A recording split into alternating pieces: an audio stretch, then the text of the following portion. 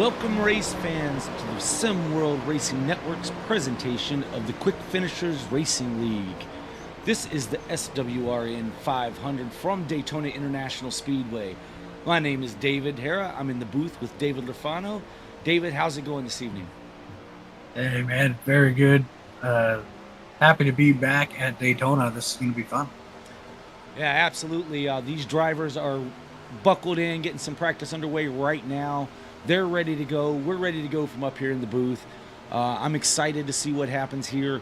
A lot of these drivers also drive in the All-American Racing League with us, so we've already had a little bit of Daytona practice running that race in which David Lafano was the winner. Now he's in the booth, and we're going to have a completely different winner to this one, huh, Dave? Yeah, I wish I was racing, but this is going to be fun to sit up here in the booth and watch these other drivers have some fun out there tonight. But yeah, Daytona, always fun, and it's a long one tonight. Full 500 miles, 200 laps. So I think patience is going to be the name of the game here tonight. You got to be patient and put yourself in position at the end. So as we've seen as they race in other leagues with us, like you said, as the AARL, we all race very well together, but all these drivers have been very clean, very aggressive too, smart drivers. So I expect top-notch racing tonight. Yeah, absolutely. And, if you enjoy what you see here tonight, you have an event you'd like to get broadcasted. For right now, you can get a hold of SWRN on the Facebook.com/All-American Racing League. You can contact us through there for right now. If you would like to join a league like the Quick Finishers Racing League, just search QFRL on Facebook, and you'll be able to find those guys, give them a message. Great group of guys. Fun, quality racing each and every time. So look them up there on Facebook. Again, that's QFRL, Quick Finishers Racing League. Be sure to drop them a message. They'll give you all the information you need to join in. If you're just curious about how sim racing works and all that good stuff, you can drop that question in there too, and be happy to help you out, give you all the information you need to get started here with your online racing career. But here we are at Daytona International Speedway. As Dave was saying, this is a 2.5-mile track. It's bumper-to-bumper action. You have to have friends on the track, people willing to work with you, get to your rear bumper, push you along in order to make speed. If you lose the draft at this track, you're going to drop back considerably. Single car runs do not work well here. You will be a couple of seconds slower than the rest of the field.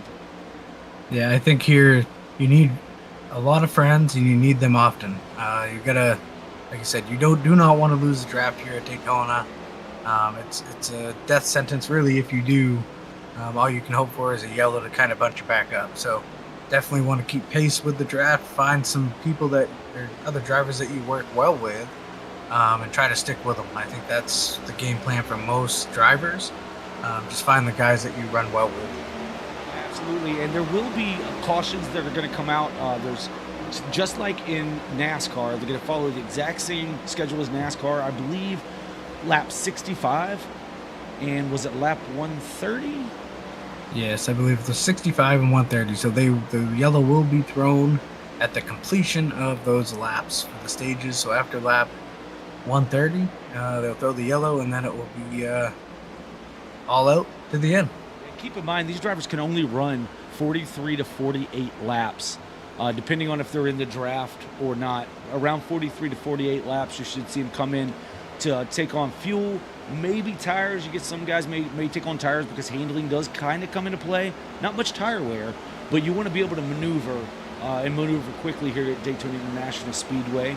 But I don't know, I'm ready to get to some racing. Let's take a look here high above the Daytona International Speedway from our blimp. You see the beautiful view of the lake. Looks like there's some boats out there. Maybe, no, I don't see any boats. No virtual boats out there today, Dave. No, kind of a warm day out there in Daytona today. Probably not what they really wanted, but they'll make it work. Yeah, we'll take a look and see what the weather is giving us there today. If I can find that information here. Looks like it is 87 degrees Fahrenheit with a track temperature of 137. Wow, it's partly cloudy skies. Oh, I'm sorry, track temperature of 96 degrees Fahrenheit. I'm not sure what the 143 maybe is there. I don't know. Don't know what that one is. 15-mile-an-hour winds. The winds could come into effect here, come into play. A little bit of humidity. Looks like 67% humidity. I don't think we're going to get any rain, although they are bringing rain to the service. We're just not going to see any right now, which is always a good thing in Daytona. Can't run in the rain. Not yet, anyways. I'm going to give us a view. The track details here. So our race info, again, this is a 2.5-mile oval. Well, this is considered to be a tri-oval, as you have a tri-oval there. Yeah, 87-degree day, 67 humidity, partly cloudy sky, 16-mile-an-hour wind. Temperature showing 100 degrees Fahrenheit for the track temperature here. Altitude of 37 feet here at Daytona Beach. I was just in Daytona for the real race, and we had 100% humidity every day until Monday. If you're a race fan, you know exactly what I'm talking about. You didn't get to see the races, any racing. The truck race Friday night was played out fine. Saturday and Sunday were both pushed to Monday. But you're in the booth here with Dave and Dave with the SimWorld Racing Network. This is the Quick Finishers Racing League Cup Series and the SWRN 500 from Daytona. I'm going to go down trackside here and check out some of the cars as they're running some of their times as well. As they're finishing up practice here. Looks like Tyrone Yo is currently the fastest car on the track with a 46.111. Tyrone Yo qualified on the pole for the All-American Racing League's Daytona 500.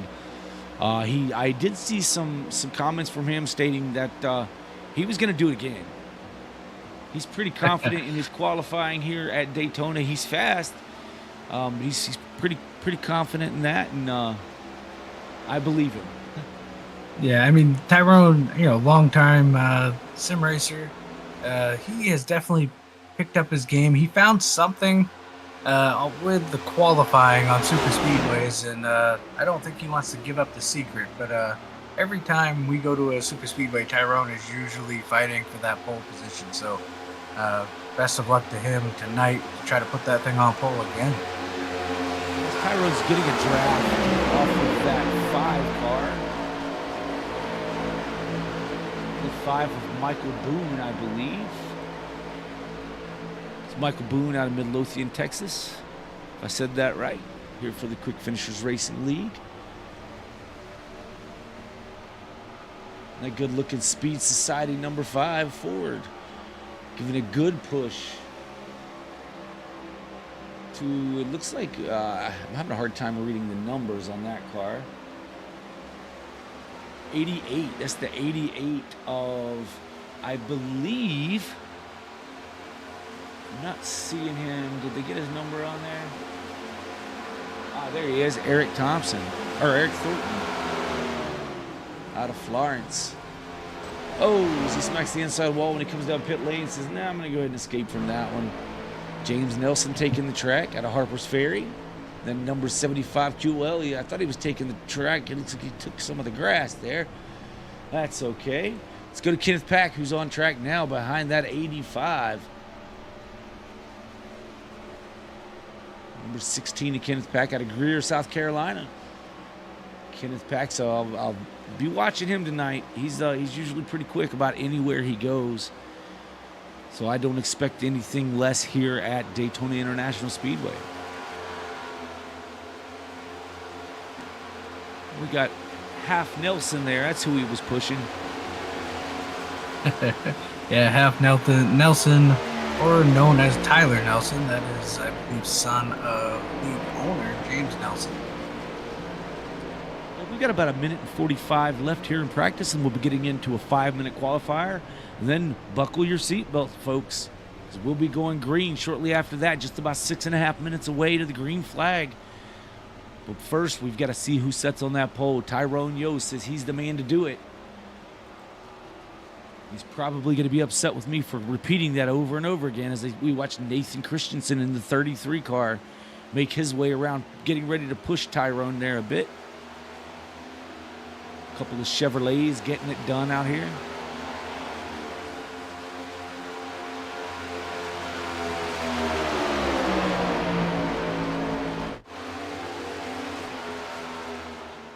Tommy Osborne out of East Lynn, West Virginia, bringing his car down to pit road in that number 1 Chevrolet. Practicing that green flag pit stop entry, as we expect that these guys will probably not. Well, they'll have to pit for fuel on the first run. If there's no caution flags, they will have to pit for fuel. So that's going to be real important as we see the father-son duo of the Nelson family out there pushing around the track, as the 75 is pushing his son in the 85 half Nelson around this track.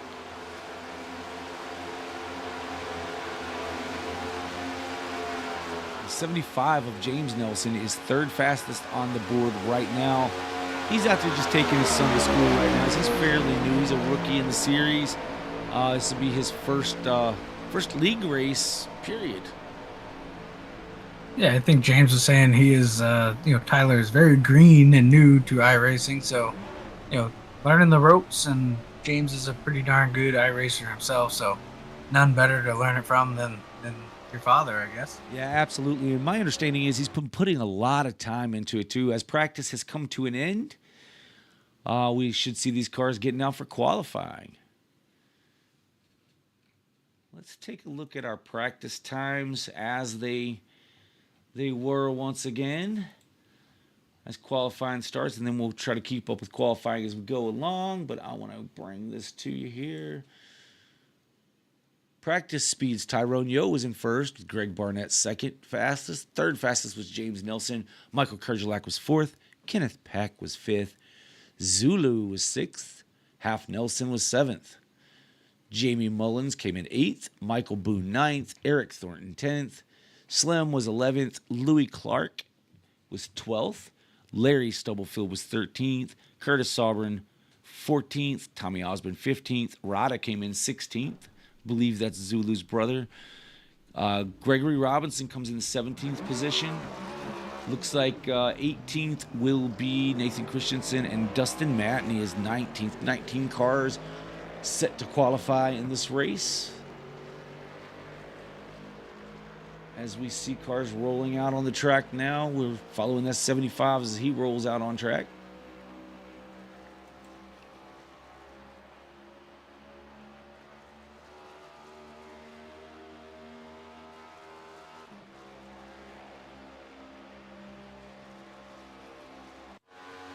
Tommy Osborne's on track. Kenneth Pack, Eric Thornton, Louis Clark, Greg Barnett, Michael Boone, Tyrone Yo.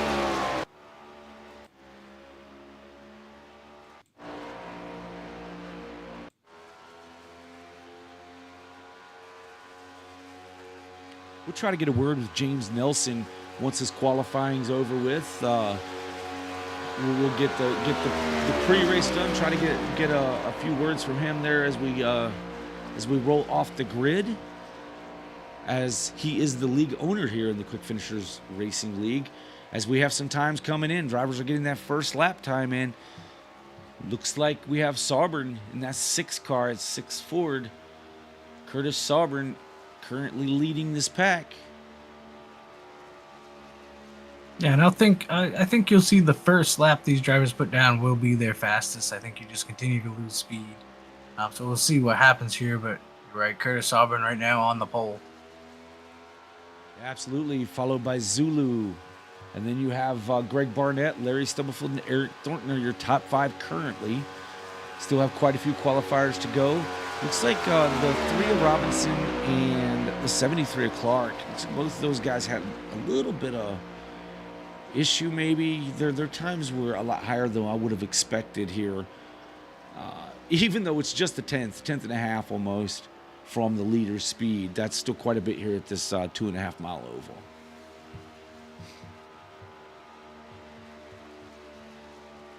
Yeah, so it looks like Curtis SWRN has finished his qualifying with a time of 49.76.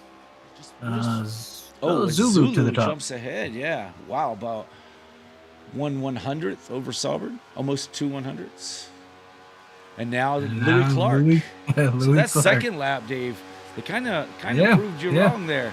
But really picking up a lot on that second lap. Got something to learn. And maybe that's what Clark was doing, is giving up some, because he was, over a tenth behind these guys and jumped up to the pole. For now, we'll see as these cars come in. But I think we're going to be getting to some pre-race activities. Then we'll give you the full rundown of their qualifying order here in just a second. So if you will join us here, folks. Please rise if you're able and remove your hat as the United States Navy Band performs our national anthem.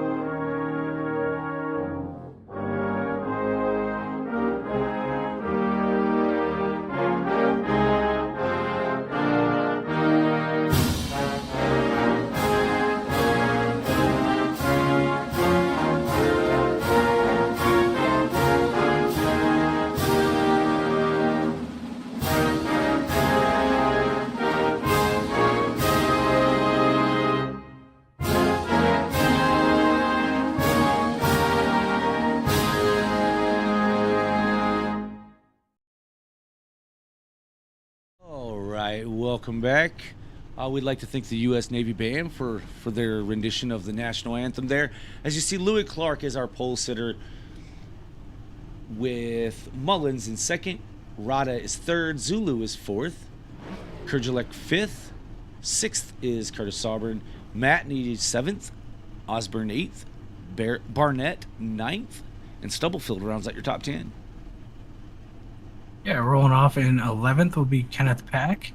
12th will go to James Nelson. 13th will be Eric Thornton. 14th will be Tyrone Yo Jr. 15th goes to Michael Boone. 16th goes to Gregory Robinson. 17th belongs to Kyle Purcell. 18th will be Brendan Mathia. 19th will go to Slim. 20th will be Nathan Christensen. And rounding out the field in 21st will be Tyler Nelson, aka Half Nelson. Yeah, we had some more drivers jump in, which is always great. Got it up to 21 drivers here, jumped in just in time for qualifying. So as they're about to roll off, Dave, you want to get a word here with...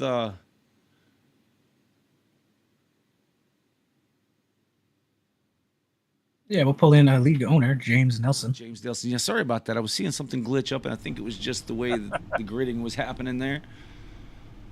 James Nelson, Dave in the booth. You got us? Hey, how you doing, guys? Hey, James, not bad. Looking forward to an exciting race here, Daytona 500. Tell us a little bit about QFRL and how you all started and what you're hoping to accomplish this season.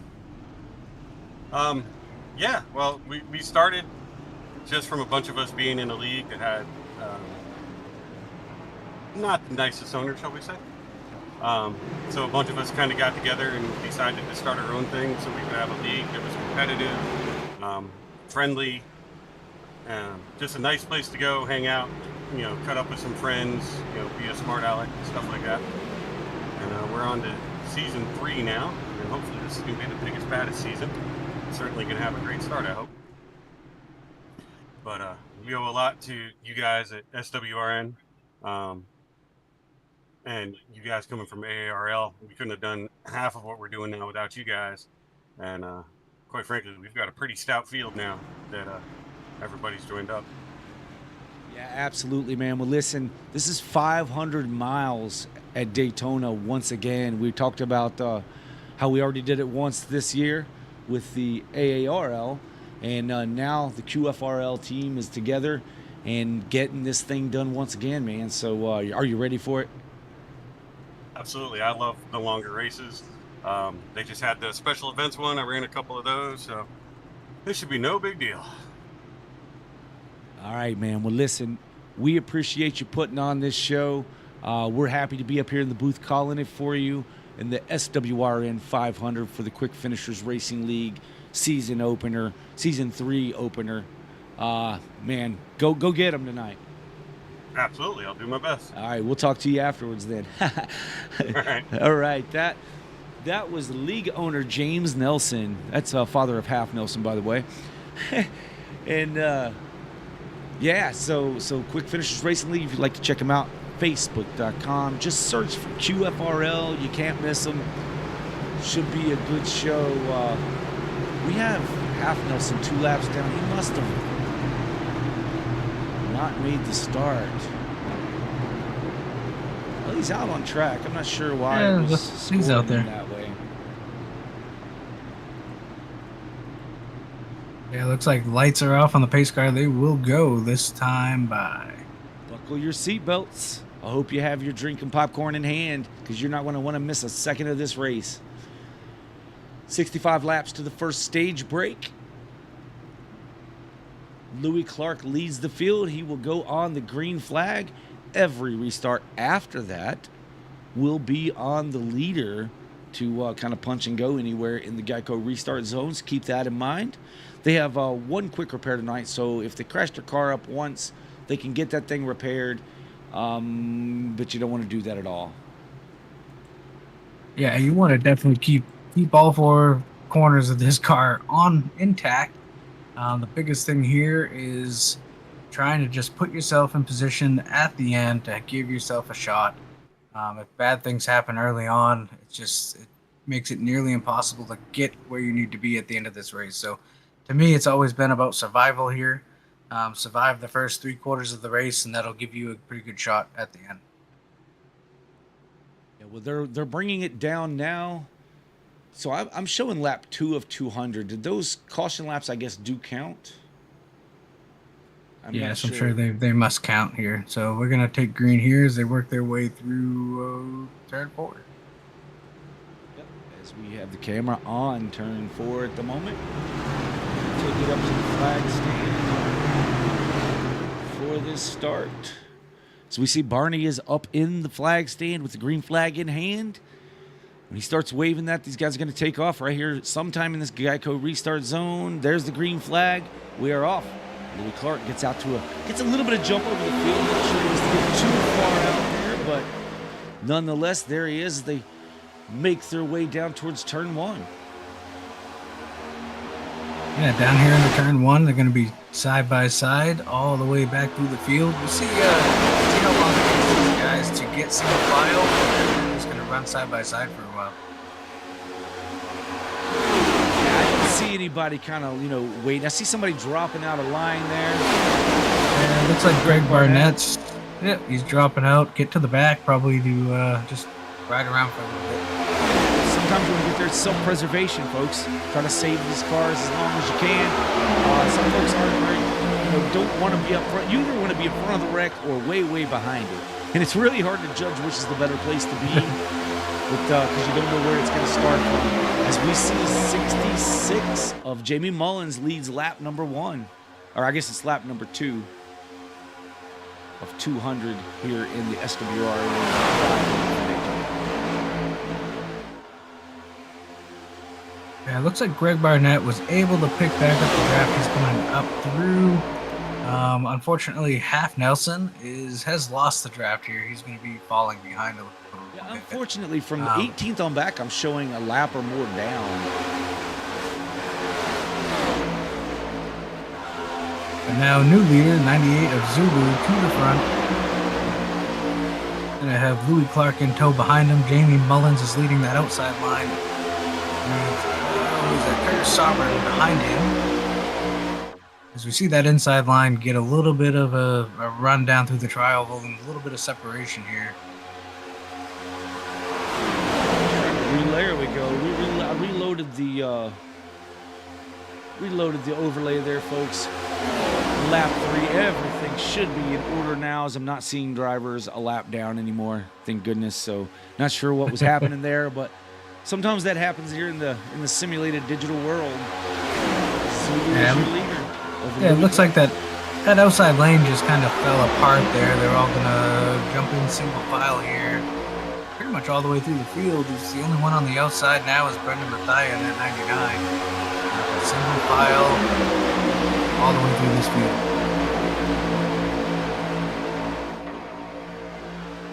Look above from the blimp. You see, yeah, it's just a single file, almost snaking through the turn there. Just everybody kind of minding their P's and Q's, get a few laps under the belt before they start racing towards the end of this stage. Stage points are very, very important here in Daytona. I mean, here in the QFRL, I said in Daytona, they're every week. They're very, very important.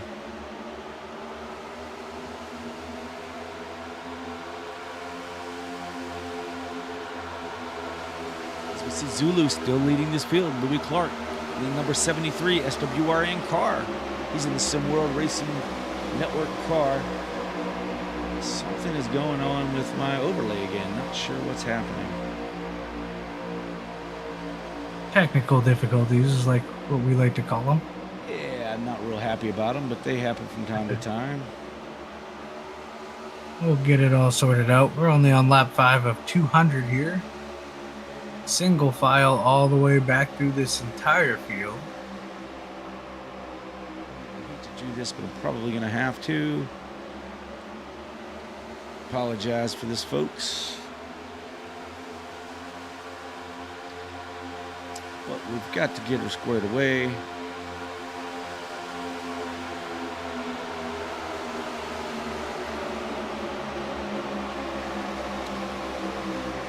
Well, up front still, 98 of Zulu leads the way with 73 of Louis Clark in tow behind him in second. Third place is showing Rada in that 89. Fourth is Michael Kurgelak. And rounding out the top 5 right now is Justin Matney in the 12 car.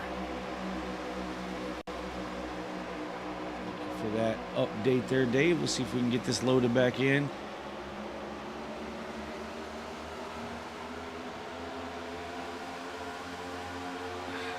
Sure what's happening with this tonight.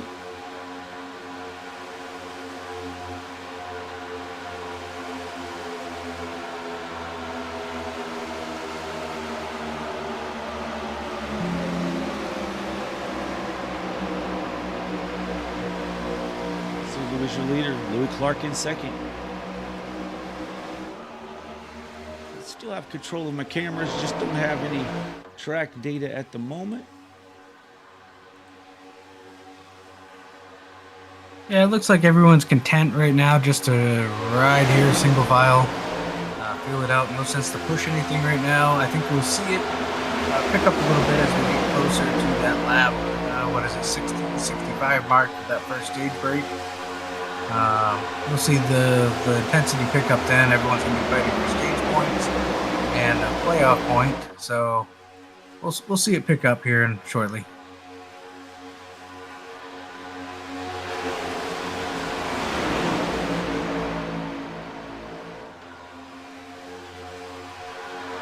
Gonna have problems. This will be the time to have them, right, Dave? Everybody's mind. Like I said, yeah. Hate this. We've got a long race ahead of us.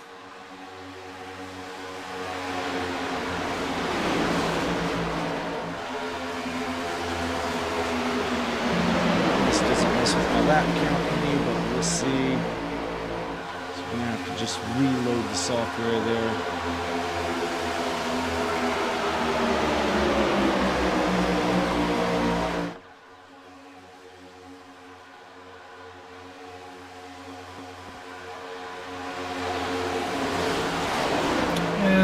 Bit of shuffle up. Looks like Nathan Christensen has lost the draft along with Half Nelson and James Nelson has dropped back there with his son. Try to help him out a little bit, which is very nice of James, but they have fallen about almost 17 seconds behind the leader at this point. But they will be able to catch up with Nathan Christensen here, and at least have a three-car tango, I guess you'd say, to the front. As we've got some action now on the outside. Looks like Curtis Sovereign has jumped up to the outside. This is the 99 up there too, trying to catch this pack that you're talking about, as they're too wide from third on back. This is. Gonna see who that is with him. That's Eric Thornton, I believe, in the 88. Just to be sure we're on the right lap here, Dave. I'm showing lap 10 of 200. Yes, that's correct. Lap 10 of 200. Okay, we are back in business, folks. Hopefully this sticks with us the rest of the race. Not sure why we're having that problem, but again, you have that from time to time. So Curtis Sovereign's on the outside of that 89 of Rada. Now they have the 99 join them, so it's 3 cars on the outside. You have the 6, the 88, and the 99 lined up in the outside lane. Let's see if does the 73 jump up there. He does not, as they're now to the outside of the 73. It's 3 cars seems to be really working tightly together, so they're liable to make something happen here as Curtis Sovereign is the new leader to the outside. Will he stay to the outside or drop down to defend that inside lane? No, they now have 4 cars running on the outside lane, and they're making hay. Let's see if Curtis and Eric decide to come to the bottom. It looks like they're going to stay up there on that outside. And the 99 of Brendan Mathia now up with them. Those 3 cars are clear. You can see Brendan drop to the bottom here. And there you go. Hung out, who was that? The 41 of Kerjalak? No. No, it looks like the 12 of Dustin Matney. Yeah. They hung him out. He's going to fall all the way to the back of this line. As we mentioned at the beginning of the race, if you're not running with somebody, then you are all alone. And if you're all alone now, this is the first time I've seen Dustin Matney, and they may know him quite well. I'm not sure how long he's been around QFRL, but the first time I've seen him on track. And again, if they don't know how you're going to race, you're not sure about how you race, then a lot of times guys don't want to work with you. And I'm not sure that's the case, but hey, that's what we're here to do, is speculate. Yeah, I know how that's how it is in most every league. The newer drivers coming in, you don't know exactly how they race, so sometimes you see the speedways, you kind of stick with who you know. And these guys that know, like Brendan Mathia, very good restricted plate racer, so they know who's one to go with. Curtis Sovereign's one to go with. So you kind of figure that out as you go. Yeah, absolutely. And it takes time. It takes time to learn different drivers. So we see the 01 of Kyle Purcell made it work around the 89, falling in line there behind Louis Clark. Louis Clark joining us out of England. So it's pretty late where he's at. Or early, depending on how you're looking at it. Louis just enjoyed his first time coming to the U.S. He attended the Daytona 500. Got to meet up with him there. It was set to be a good time. He got to stay for the race. Fortunately, they had a few extra days there and were able to make it. So good for him, as we see the 88 of Eric Thornton really pushing that 6. I mean, he is locked on the bumper of the 6, and they're pulling away from that 99. And they're still locked together. Yeah, it looks like Louis Clark's been shuffled to the outside here, maybe trying to get hooked up here with the 01 of Kyle Purcell. But as they say, 5-6 cars are faster than 2. Yeah, absolutely. We'll see what kind of run they get. Yeah, you're gonna need more help than just the 2 of you. I mean, unless Kyle's able to get locked right on that bumper. But you can only do that for so long. As we see, the 6 and the 88 have separated now. I imagine the 88, as tightly as he was pushing, for as long as he was pushing, probably got some high temperatures, high oil and water temperatures inside the car, as he's now backed off, got to cool down, right back to the bumper, pushing that 6 car. Now, if you're the 99 of Brendan Mathia, you want to follow this, right? You want to stick right as close as you can to the 88 without touching him, because if you touch him and he's already touching the 6, he's going around. Yeah, you definitely got to be careful on your pushes. When you're pushing, try to stay in the straight of line as possible, I guess. We've seen that, cause a bunch of big wrecks in the past. It doesn't take much movement either. One guy kind of go up, the other guy goes down, and you just hook that bumper, ever so slightly in the wrong way, and it causes a big wreck. I've been there and done that, and I've also had it done to me. So, yeah, that's exactly, you explained it very well there, Dave. I may or may not have done that to you a few times. Maybe. Well, that's for another time. But, yeah, Curtis SWRN continues to lead. Louis Clark and Kyle Purcell still trying to make some sort of headway on that top line. Yeah, they're sticking with the top line. Still no takers to help them, though. So I don't know how long they're going to be able to stay up there before they're just going to drop back down and start working that inside line again. But it makes it interesting for us watching it. Yeah, I'm looking further back here. Tyler, Half Nelson, James Nelson, Nathan Christensen are running together. almost 28 seconds behind this group. What happened to Curtis? I missed that one. Something happened to Curtis up front. Let's check back in with Curtis and see if I can see it. Louis Clark past Curtis. Let's see if we get that replay, folks.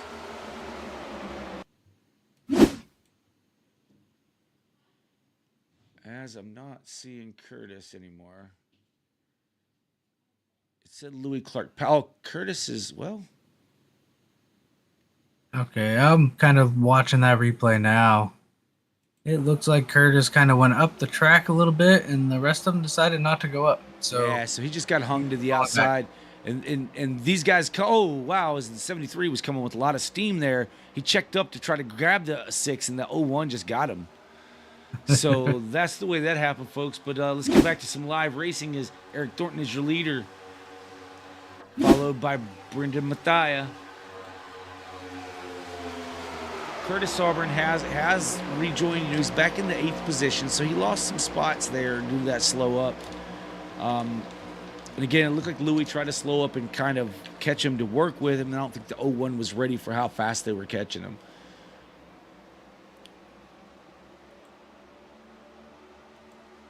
So you have So now, Eric Thornton, Brendan Mathia now will be your leaders, 1 and 2. Zulu has dropped back into the 3rd spot, and Rada in 4th in that 83 Chevy, and Louis Clark rounds out your top 5 now. Yeah, so you have Brendan Mathia really pushing Eric Thornton there through 3 and 4, and then you have the brothers of Zulu and Rada 3rd and 4th just kind of staying in line. Looks like everybody is kind of staying in line at the moment, I believe. Yeah, we're working lap 20 of 200, still very, very early in this race. No sense to push anything at this point in time. I think what they're doing is smart, methodical, just kind of turn some laps, and you'll see those moments of guys pulling out to maybe see what their car can do, or figuring some stuff out for later in this race. But right now, the order of business is just kind of ride and get through a chunk of this race. Yeah, I mean, I'm also looking back now at Half Nelson and James Nelson back with Nathan Christensen. They're about 27 seconds behind this pack. Oh, what happened to Slim? Maybe that's just where they're at on the track. It's kind of throwing. So our scoring and timing is showing the 21 of Nelson out of the race, but he's not out of the race. He's clearly on track. Yeah, I'm showing those group of cars about 30, almost 31 seconds behind our race leaders. But I would like to take a minute here and just thank all the folks at home that chose to come hang out with us on their Friday evening and watch this race here at Daytona. We are the Sim World Racing Network, and you are watching the Sim World Racing Network 500 from Daytona International Speedway.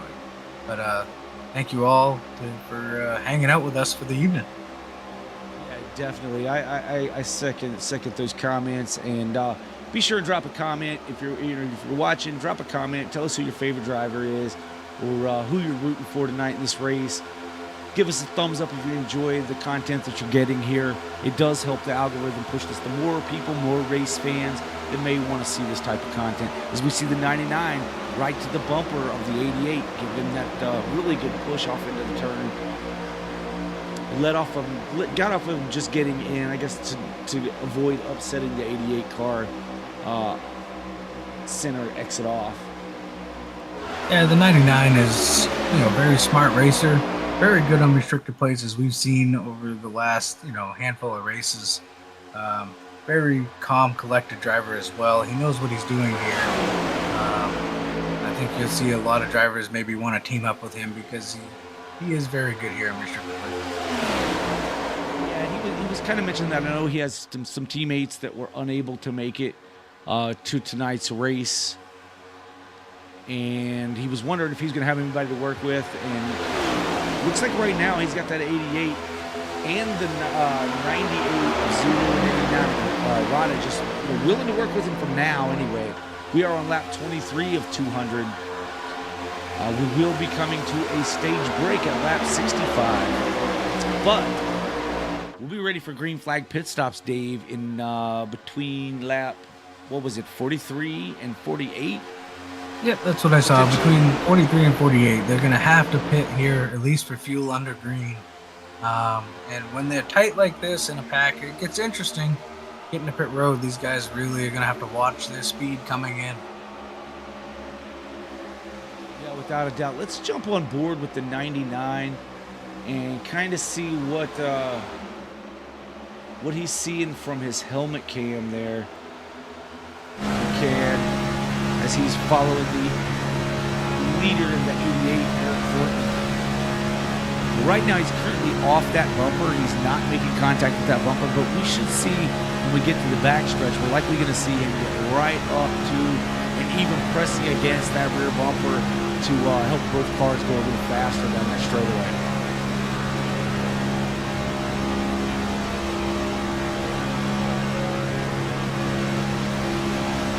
Like there he is. Gets to the back bumper, gives him a good shot down the back stretch. Now he's locked on the rear bumper. We're off into 3. He lets off of him.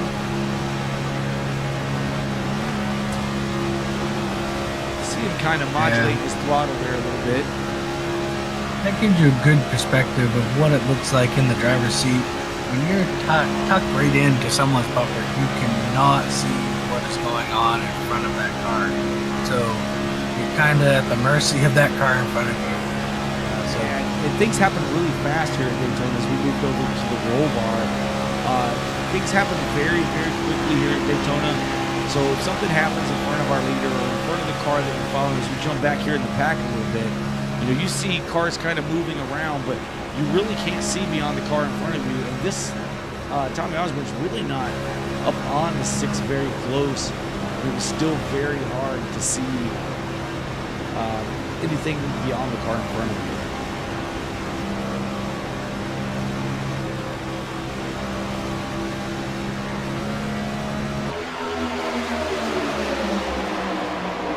Out front, no positions really changing as of right now, as everybody's kind of just riding it out, filling it out. You might have some guys even saving some fuel. Because, if you're not going to take tires, the less time you have to spend putting fuel in the car, less time on pit road, as long as you have other guys on the same strategy, then you can really, really make some, if you could stay tucked up together and run laps while other guys were hitting pit road, getting separated. We saw this in the Cup race where the Chevrolets stayed together and kind of waited to last to pit. And then pitted as a group together because you're going to want to pit with other people, but that kept them out in front of the pack because they had to take less fuel before they were full. Just a couple seconds of fuel and they were right back out on track. Yeah, and it doesn't mean they have to. These drivers can pit whenever they want. They should be within their pit window to make it to lap 65. So they don't have to pit now. But you could pit whenever you want. So, and a little insider information. I just heard one driver, sounds like Eric Thornton, said he will be pitting on lap 32, is what I'm hearing. Brendan Mathias says he is coming with him. That's a lot earlier than I would have guessed based upon the amount of fuel that you can, amount of laps we're told that you can run here.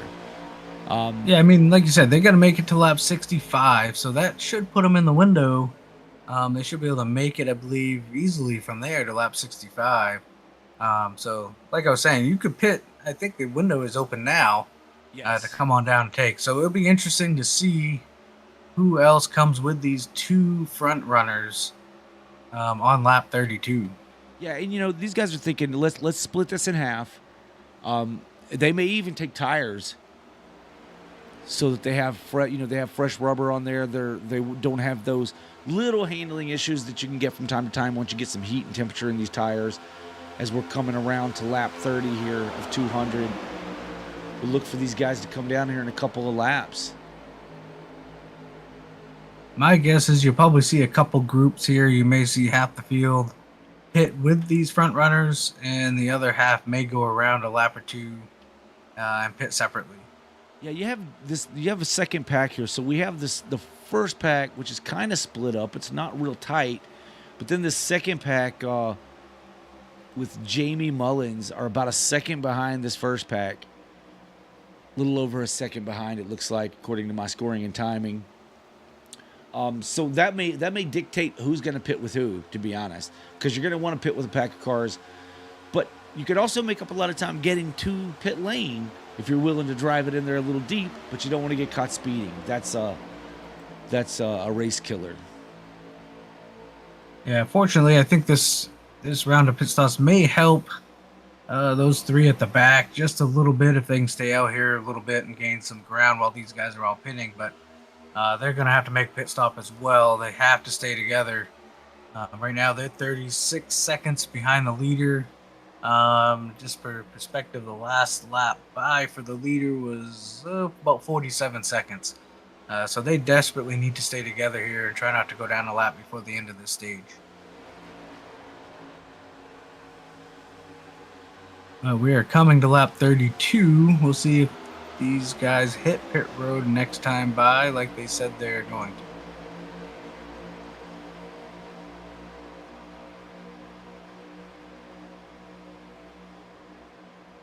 All eyes on the front two cars here as we see if they dip down pit lane this time by. That was the plan that was announced, but sometimes folks will say that just to get the rest of the field talking. I heard that the 88 keyed up. He is coming this time by, along with I think the 73. A bunch of them are all going to come here. Off of turn 4, they should be dipping down, and they do. See them spread out. Looks like we've got a whole 88, bunch. 99, 73. Ooh, 99 in the back. Yeah, we got a bunch. Pretty much the whole field except 5 of them stayed out.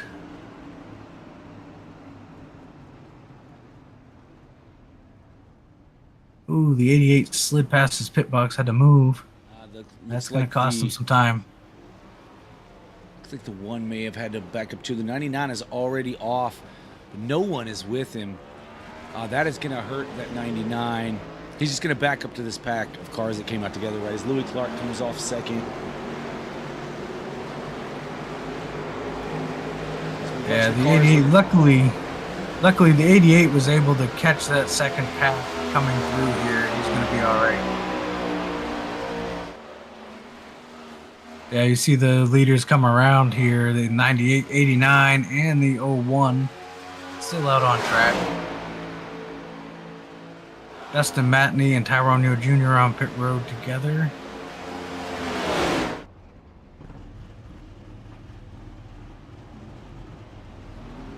I would expect this top 3 here, Zulu, Rada, and Purcell, to hit pit road this next time by.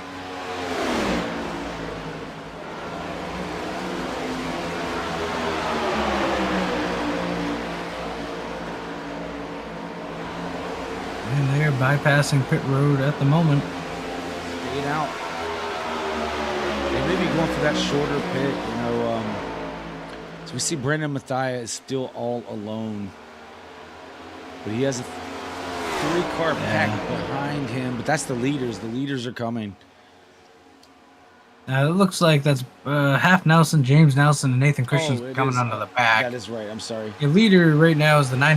Those 3 cars in front of him are gonna have to hit pit road, and that's gonna leave him by himself again, unless this pack behind him can catch. They may be able to catch him here.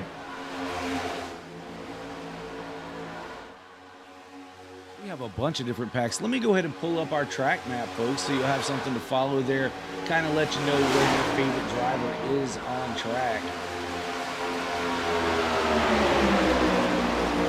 We do have Tommy in the chat. Says he's pulling for Greg Barnett tonight. That is his son, and he thanks us for broadcasting. Well, thank you for watching, Tommy, and hoping for the best for Greg tonight. I'm not sure where he's running. He's running in 13th at the moment.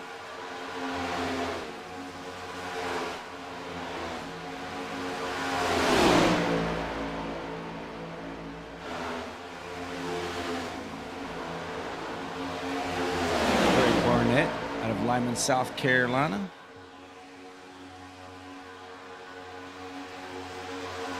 And that number 38 Chevrolet.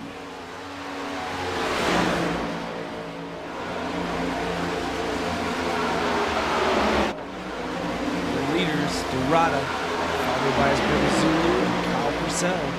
Still yet to pit. Half Nelson, James Nelson, and Nathan Christensen round out your top 6. They have not pitted. Brendan Mathia has pitted. Thankfully caught this pack. So that's because he was all alone there for a little bit. Louis Clark. So once these guys pit, you're going to have Brendan Mathia as the leader and Louis Clark in that second position.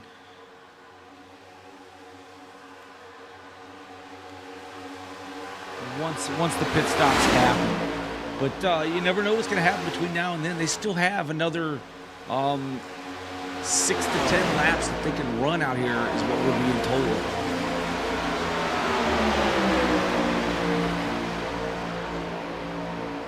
Yeah, it looks like back there's Louis Clark and what was that? Kurgelak, I believe, up on that outside. Trying to get around these drivers of James Nelson and Tyler Nelson. And they do know those, those 3, the Nelsons, I guess I'll just call them the Nelsons, and the 3 of Nathan Christensen still all have to hit pit road here. So wasn't there a band, a group called the Nelson Brothers once upon a time? I mean, I know they're father son, but I believe there was. Yeah. I don't know if I'm old enough to know that. Well. Chat, let me know if I'm right or wrong on that one. I think it was the Nelson Brothers or the Nelsons. I think it was Nelson Brothers. They had like run long with the blonde Nelsons. hair, but anyway, I digress. Kyle Purcell is your leader. As Rada and Zulu have dipped to pit lane, Kyle Purcell did not go. I don't know if he missed the timing on that one, but yeah, that could hurt him. That could hurt him because when he comes to pit lane, he's not going to have anybody with him. It sounds like the Nelsons are pitting this time, from what I hear. I would assume Nathan Christensen's going to come with them. Yeah, kind of curious why Kyle Purcell chose to stay out right there. Rada leaves the... Yeah, everyone now has hit pit road. They're all been down except for Kyle Purcell, our leader. That would be a long pit road. It'd be very, very lonely. Yeah, James Nelson hitting his box now.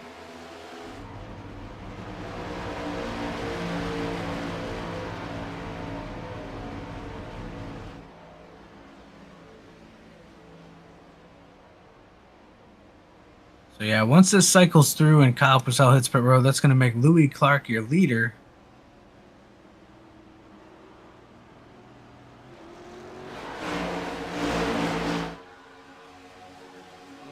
Louis Clark, your leader.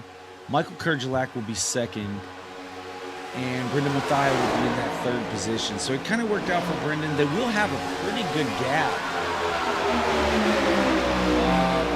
Over a second and a half over Jamie Mullins is where they currently sit.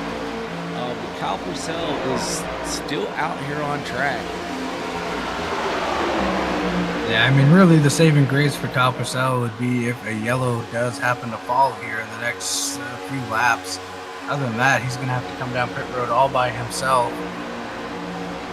Yeah, and he hasn't lost any time for the entry to pit lane, so because he's been running with a very fast group, so he's not losing any time on track right now. The problem is going to be is getting back up to speed. He's going to need to fall in line somewhere, hope that some guys are gracious enough to lift and push him rather than just blow by. That's going to be what Kyle's going to be looking for. So he's probably trying to figure it all out now, and he'll be doing some negotiating on the pit lane exit.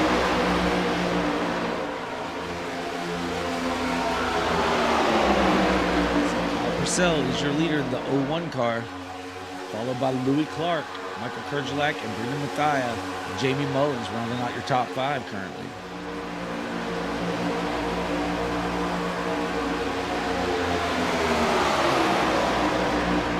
And right now, currently, about half the field is going to be shown a lap down, I believe. Showing here, the first car lap down is going to be, who is that, Dustin Matney, as Kyle Purcell now hits pit road. Yeah, Dustin Matney is a lap down, but they're going to get that lap back right now as Kyle Purcell has hit pit lane. I believe they'll get that back. So you see the 99 is halfway down the backstretch right now, as you can see on your track map. So that means Louis Clark's right there. He's just going into turn 3. So the 01 is getting service. And he is now rolling away from his pit box. He did all right here, but he's going to be alone. That's going to be the problem. Yeah, they're going to come in with a head of steam here. Yeah, he's definitely going to be alone. I don't think he's going to have a chance to catch the back of this pack as right now they're working their way by the start-finish line. Kyle Purcell is in turn 1 on the 8. Gordon 99 right now as he just passed Louis Clark. It's going to be close. It's going to be close if he can hook onto the back of this field as they come by. 2 by 2 by 2 right now, folks. So they're running side by side. They're going to have to go. So he's going to be able. This is really going to help him because at some point somebody's going to have to lift for him, or at least it's going to slow them down and work around the outside of him. 3 wide to make the passes with the head of steam. Let's see. They're all going to go to the outside of him right 3 here. wide to the outside.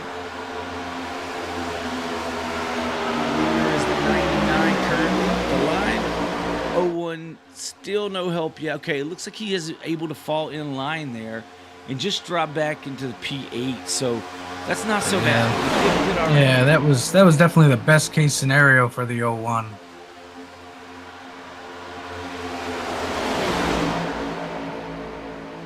So yeah, we're working lap 45 of 200. There will be a stage break or stage caution at the completion of lap 65. Some of these guys are really going to be looking forward to that. You have Nathan Christensen, Michael Boone, Half Nelson, and James Nelson are back here in a 5-car pack, trying to make some speed. They are a little bit faster than the leaders as the leaders were racing, but still way back in the field. Some 30 seconds, 33 seconds. Timing is a little bit off, but yeah, that'll be an interesting fight right there for the lucky dog as we get closer to the stage break here. That lucky dog position between Nathan Christensen, Michael Boone, Half Nelson, and James Nelson. So did they actually go a lap down to the leaders, Dave? I am showing that they're a lap down to the leaders. Okay, so it's accurate. I was kind of concerned as to I'm not sure how they went a lap down though. You are showing that. That's what I'm seeing. Yeah, I'm showing those 4 drivers: Nathan, Boone, Half Nelson, and James Nelson, all 1 lap down. Okay. Okay, not sure how they got back there. I know they were slower, maybe through the pit cycles there. Oh, something happened back here in the backstretch. Oh, wow, his cars were spread out. Still kind of spread. Somebody's very, very slow. Did not show up on my timing and scoring as to who had an issue, Dave. Here we'll go back and take a look. Something happened with the 01.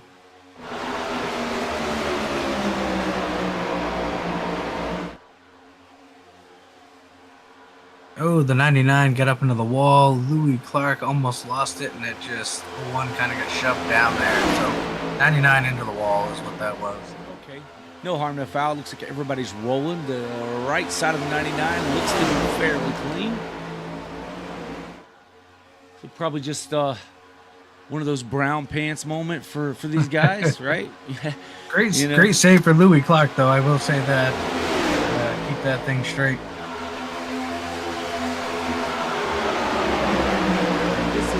Finishers Racing League, presented today by SimWorld Racing Network and the SimWorld Racing Network 500 from Daytona International Speedway. Glad you're with us tonight. Hope you're enjoying yourself. We're enjoying bringing it to you.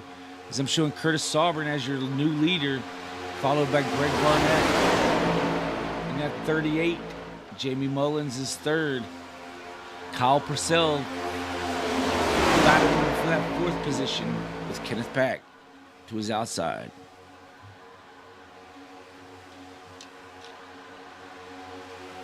Yeah, Kenneth Pack's got some help there on the outside of the 88 of Eric Thornton and the 99 of Brendan Mathias. As fast as those two were earlier, that's not a bad place to be. He's out on that outside with those two guys in your mirror. As they make a push around the 01. Starting to make some waves on that outside lane as they're working their way up, battling for that third position now.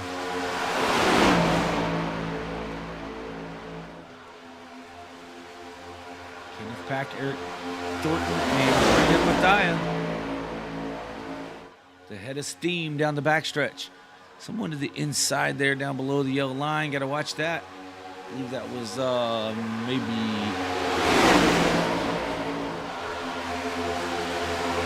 Oh, yeah, so we do have another small pack out behind here. Gregory Robinson is at the tail of the front pack here. Then it's about 4 seconds back to Rada here, leading this other little pack of 4. Yeah, it's And there's 3 separate packs at the moment here. Yeah, I'm actually showing there's 4 now. If you go on back, what the 12? The 12's by himself, so I wouldn't say that's a pack. I'm sure he wishes he was with the pack, and he will be shortly. When about a second and a half, when Slim and Tommy Osborne in this pack, including Tyrone Yo, catch up with them there. Kenneth Pack is your leader. That's why it jumped around. I was kind of wondering what was happening in scoring time again, but no, it was Kenneth Pack jumping up to the lead. That outside lane prevailed as though all 3 of those cars cleared the inside lane, take over the lead of this race. Yeah, they cleared that pack and actually pulled away here a little bit. Yeah, absolutely. Seeing that 88 and 99 in your mirror, like I said, that's where you want to keep them. Can you keep them there all race long? I'm not so sure that on the last lap that's how it would work out. But that 88 is one heck of a pusher. I mean, he is able to get to the rear bumper, lock on, stay nice and smooth, take his distance when he needs to cool car down, and get right back to the bumper again.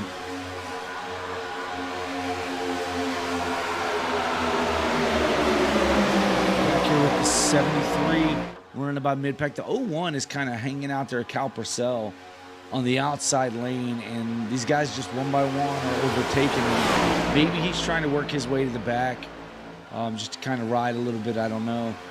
But with 12 laps to the end of this stage, I'm not sure I want to drop back too far. You definitely don't want to lose the lead pack as we see Kyle Purcell fall back in line. Again, Yeah, stage points are valuable in these races. Absolutely, and I keep seeing the six kind of peek out there, the outside, like he's itching to want to go up there, but needs to test the waters to see who's going to go with him. And now he does go to the outside. He's going to have, what is that, 38 Barnett, maybe? Yeah, 38 Barnett. Thought he was going to go with him. Looks like he's tucked back down to the inside line. Everyone's a little hesitant to make that move right now, but yeah, I keep seeing the six peek up there. He wants to go. He just needs some help to go with him. I think he's trying to, without verbally saying anything, he's trying to find out when the 38 is going to be ready to do that. Because, yeah, that's a good move, but I'm not so sure 11 laps to go in the stage if that's going to pay off or not.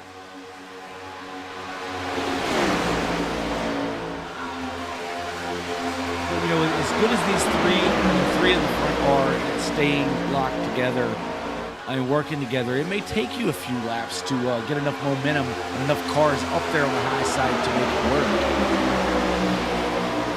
Yeah, and the six wants to go. He just he's going now. He's nobody's ready, and no one's going with. Oh, the 38 decided. Oh, I thought he thought about it. Drops back down. That door is closed. The 6 is going to be hung out on the outside there. Yeah, so working lap 55. We've got 10 more laps here before the end of the first stage. And now he's got Kurjalak up there with him on the outside with the 6. Trying to form an outside line here, Dave. And Kurjalak's a really good pusher, too. As we see there, the 88 jumps up to block it. 6 goes down off the track. Manages to hold on to. Great save by the 6 of Curtis Sovereign. A little early in the race to make a block, but that almost turned deadly. 88 took one heck of a shot there, though, and is now the leader. Got around the 16 with that shot. But that's what you do. You got to block the line that's coming.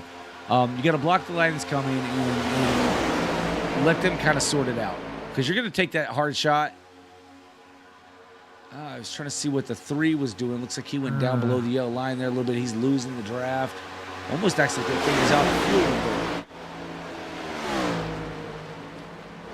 Yeah, he's going to be in trouble for the finish of this race. I'm not sure if something's happening with his wheel. He's kind of dipping down onto the apron a couple times there. Back out front. Your leader is the 88 of Eric Thornton, followed by Kenneth Pack, Brendan Mathia, Greg Barnett, and Kyle Purcell round out your top 5.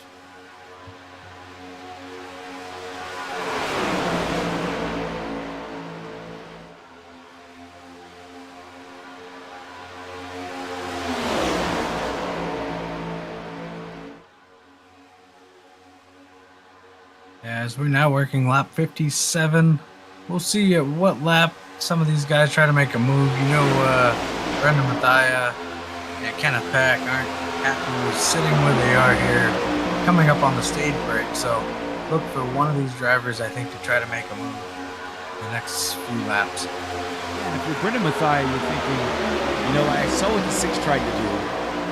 And the 38 wasn't willing to go with him, but the 6 is making a move back to the outside now of the 01. I believe that was the 6. No, I take that back. Yes, it was the 6. Yes, it is the 6. He's going out there by himself to try to make that, get on the side of that car a little bit, side draft him, slow him down just a little bit, try to get enough momentum to get on around him. You know, and now he's got Louis Clark's going to jump out there on the outside now. Pushed by Louis Clark, and he's pretty good driver there. He can definitely get it done if he can get enough momentum to get up to him. Now they've got a couple more guys jumping to the outside there. Now the 6 falls back in line, leaves Louis kind of hanging out there by himself. Not by himself, though. He is being followed by that 33, I believe, of... Yeah, that's a 33 and Nathan Christensen. Yeah. Going to leave Louis up there. Yeah, he's going to jump up there. Yeah, Nathan's currently a lap down, but is the first car 1 lap down. So he's hoping to stay in this position, and it looks like he'll be able to as long as he stays with this draft. Stay in this position, get the lucky dog here in about another 5 or so laps. Get waved around the pace car, get back on the lead lap. And now the outside is starting to form here.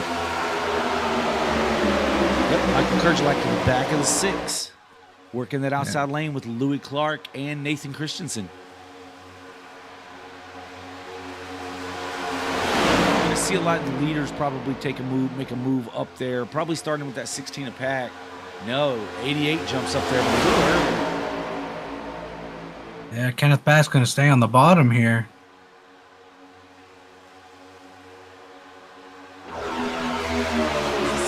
And now the 6, yep. And the 14 goes with, the 41 goes with him. Yeah, I think the 6, that was a moment saying, I remember what you just did to me a few laps ago with that block, and I am not going to let you go easily. Nope, as your leader, Curtis SWRN, coming to the line, lap 60. 61. Yeah, that just dropped that outside line like a rock.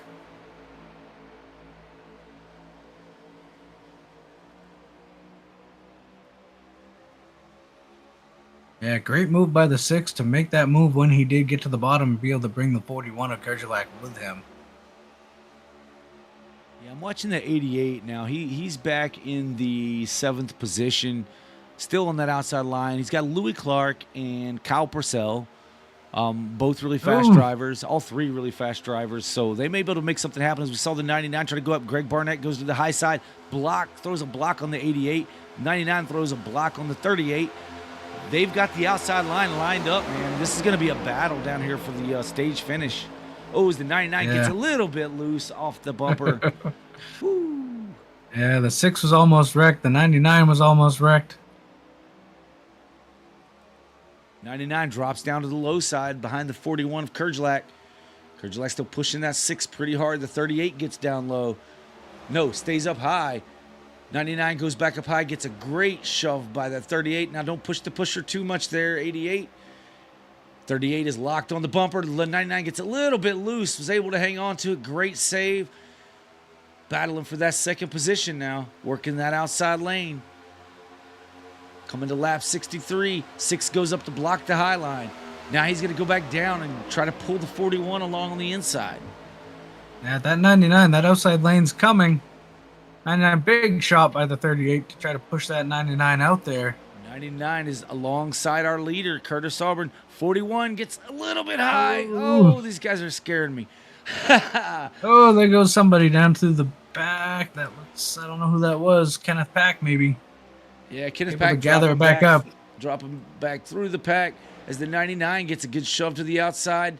38 way back off of his bumper now. 41 back to bumper of the 6. Gets up sides, drafts a little bit off the 99. Slows him down. 38 now to the inside lane behind 41. As we see the 88 jump up to the outside to give the 99 a push. Now he's going to lock onto this bumper. As we just took lap 64 of 200. Here we go, folks. 65. The end of 65 will be our stage break. That's when the points will be tallied for the stage victory, and it scores 10 points for the leader, 9 points for second, 8 for third, so on and so forth through the top 10. Get those bonus points as we have a new leader, Brendan Mathia, Eric Thornton, and Kyle Purcell. And look at the 16. The 16 has made his way back up. Now drops to the inside, barely across the nose of the 6. Yeah, the 88, I don't think know which line he wants to be in, but it made it work. 88 back to the lead. Here we go, lap 65, one more time around. Next time at the line will be the stage break. 73 of Louis Clark now into that 3rd position. Kyle Purcell back to the bottom to the lead. Now 73 pushing the 01. Is they're going to try to check out a little bit. The 99 gets a good run to the back of the 73. Tries to go to the outside. Louis Clark throws a block. Now he gets a good shove by the 99. Now the 01 gets a good shot by the 6 of Curtis SWRN. Folks, you think this is the last lap of the race, but no, this is the last lap of the stage. Louis Clark to the outside of the 01 really needs some help by the 99. I think that outside's going to get a surge the right 01 gets here. a little bit loose. Here comes the outside lane. Louis Clark should get a good push from the 99 right here. Your leader at the line is going to be the 99. Clark. Louis Clark wins the stage. 01 is in second. Wow. We need a caution. Caution flag should be coming out. There is the caution for the stage. What a run. You would have thought that was a run to the finish, Dave. I don't know about my you. legend. I couldn't keep track with who was where and doing what. Yeah, hold on. I'm going to try to breathe for a second. Wow, that was exciting, folks. If you didn't enjoy that, then I don't know what's wrong with you. Let us know in the chat what you thought about that first stage. Hit us up. Man, that was exciting. All right, so we are at the first stage break. Points are being awarded. Louis Clark is your stage winner. Gets those bonus points. Does not come to pit lane. Looks like the 99 of Brenda Mathia is the only driver coming down to pit lane. Are the I'm not pits sure open? if pit lane was open.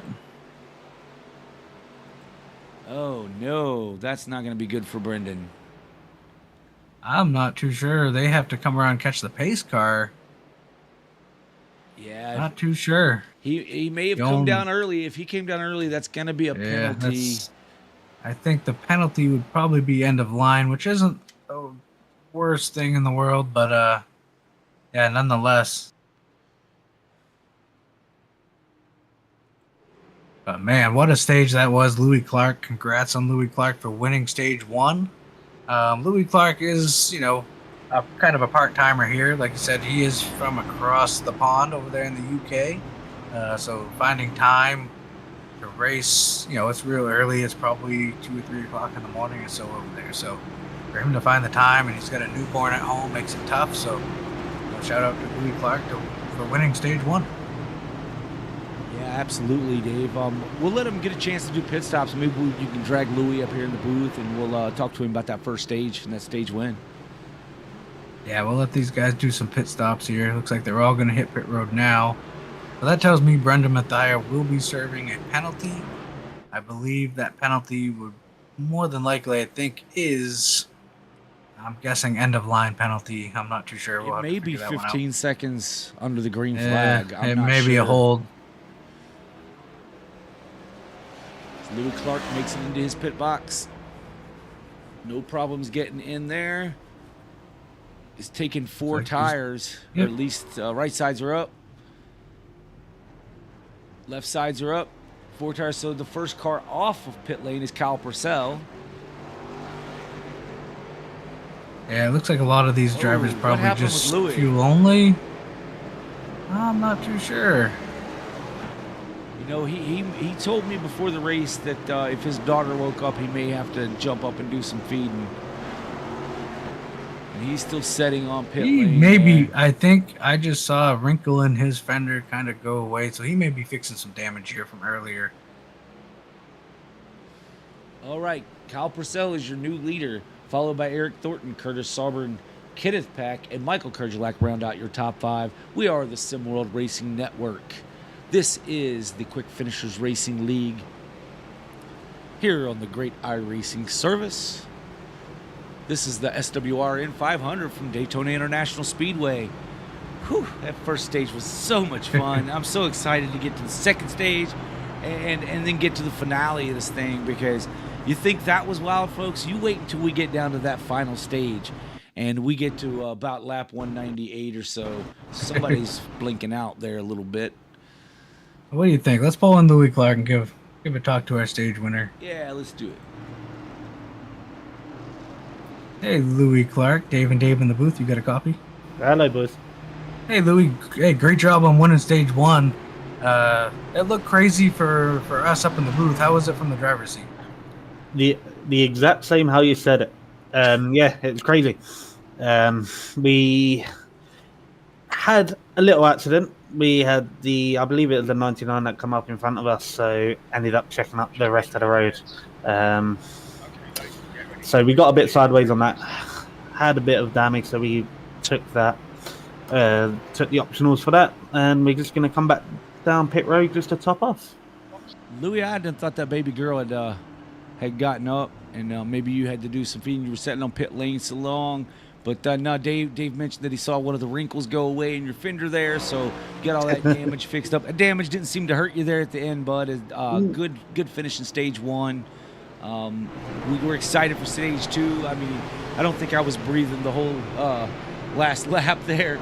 So good run, buddy. Well, cheers, man. Well, my original plan was to stay out back, but the qualifying pole sadly swapped that over. just for the folks at home, Louis, what time is it where you're at? It is Almost 2 5 to a.m. 2 in the morning. Yeah. Yeah, there we go. All right, bud. Well, good luck the rest of the way here, and maybe you can do that again at the end. Cheers, man. Thank you guys for letting me run your car. Yeah, man. Thanks for doing that. He's got the SWRN, the Sim World Racing Network car. Got the pole, and now the win of the first stage. Hopefully, we're talking to you after this race. Cheers, man. Have a good one. Yeah, you too. All right, that was Louis Clark. Back up front, Kyle Purcell. Lights are out on the pace car. Kyle Purcell is your leader with Eric Thornton starting that outside lane. Now, on the restarts, folks, there is a blue stripe. This is Geico along the wall and along usually the inside of the track. Anytime they're inside that blue area, the leader can press the go fast pedal, go loud pedal, however you want to call it, and the race will start. So, but here you don't really want to jump out too far ahead. So let's see how you do it as the pace car is off. Control car is the 0-1 in the Geico restart zone. He waits to the end and he goes. That's probably what he wanted there too, is wait to the end so that everyone can anticipate it, so you don't pull out too much of a lead here at a restricted plate race. Plate style, traffic style. The 16 is the rear bumper of the 88. Gives him a good shove out to the lead over the 01. The 88 drops down low. Yeah, 88. Eric Thornton back to the front. That's going to leave Kenneth Path and Michael Kerjelak leading that top lane. Just to note, the 33 of Nathan Christensen did get his lap back under that caution. He was the lucky dog recipient. He was able to come around, get his lap back. So we currently have 3 cars that are a lap down, and that is James Nelson, Michael Boone, and Half Nelson. Eric Thornton and Kenneth Pack battling it out for the lead. Kenneth Pack got a great shove. 41 of Michael Kerjelak.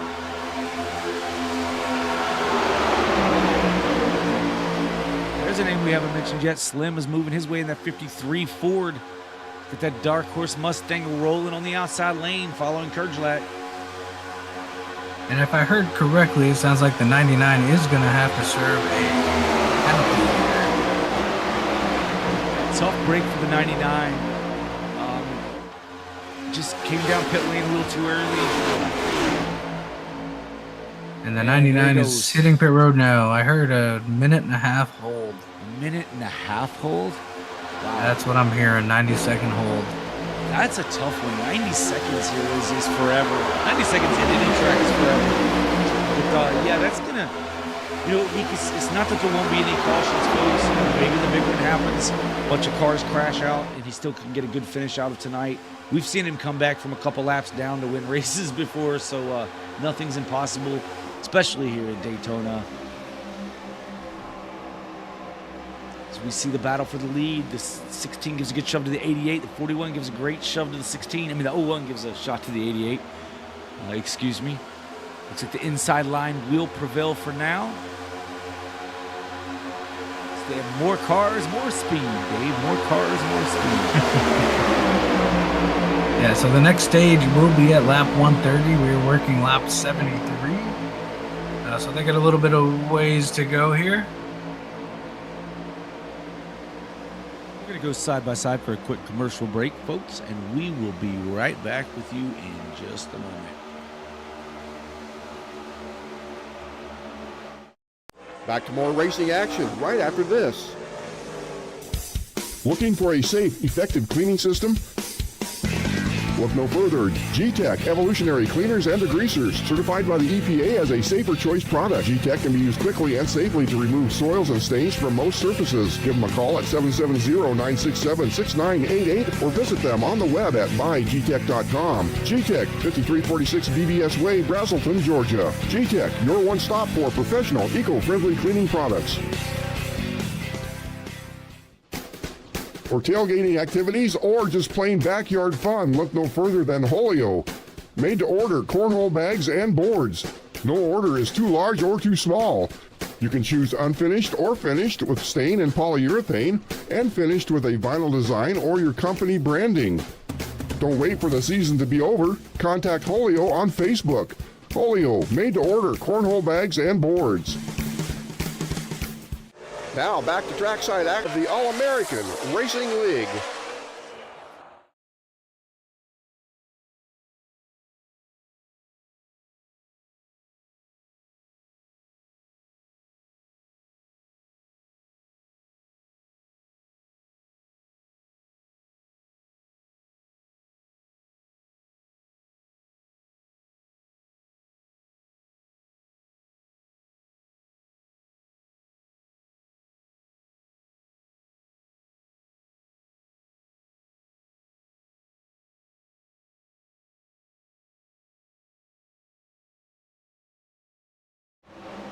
And we are back like we never left. Do apologize, that commercial does say All-American Racing League. This is the Quick Finishers Racing League. Just needed a little bio break there, so had to step away for just a moment. Out front, we have the leader is the 01 of Kyle Purcell. Still battling it out with that 88 of Eric Thornton, I believe.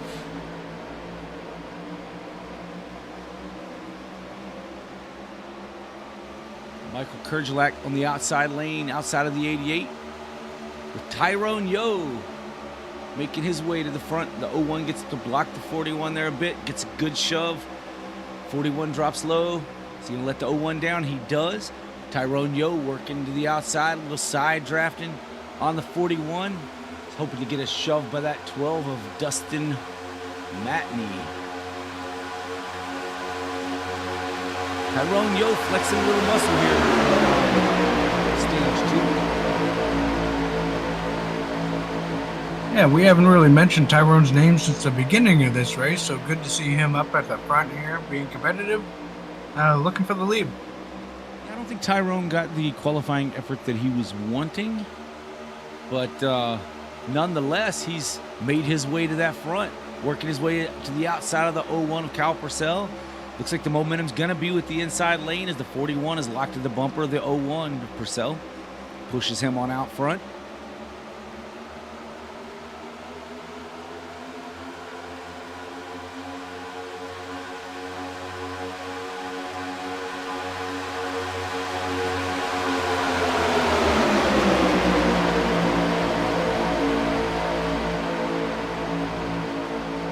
Tyrone Yo slipping back just a bit.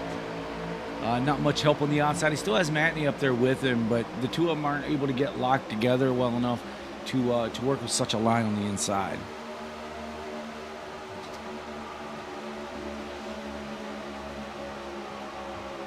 Yeah, I mean, as we can see, that inside lane has just formed pretty much all the way through this field. I think everyone's in that just run the bottom here for a little bit, run conservative, and duke it out here at the end of the stage. Other than Tyrone in the 2 and Matt in the 12, they're still hanging there on the outside. They're not going away. Still to the outside of the 75. And the 75 is a lap down. But battling his way up, going to get his lap back the hard way, as they say it. If he can make his way back to the front. At least stay in that lucky dog position for, I don't know, another 60 or so laps. Yeah, I mean, unfortunately, this has been green and clean here for the bulk of this, so he may have to wait and get that lucky dog. Is that unfortunate or fortunate? Depends on unfortunately for him, right? It's Yeah. unfortunate. He's Yeah, looking for a caution as long as he's not in it, so...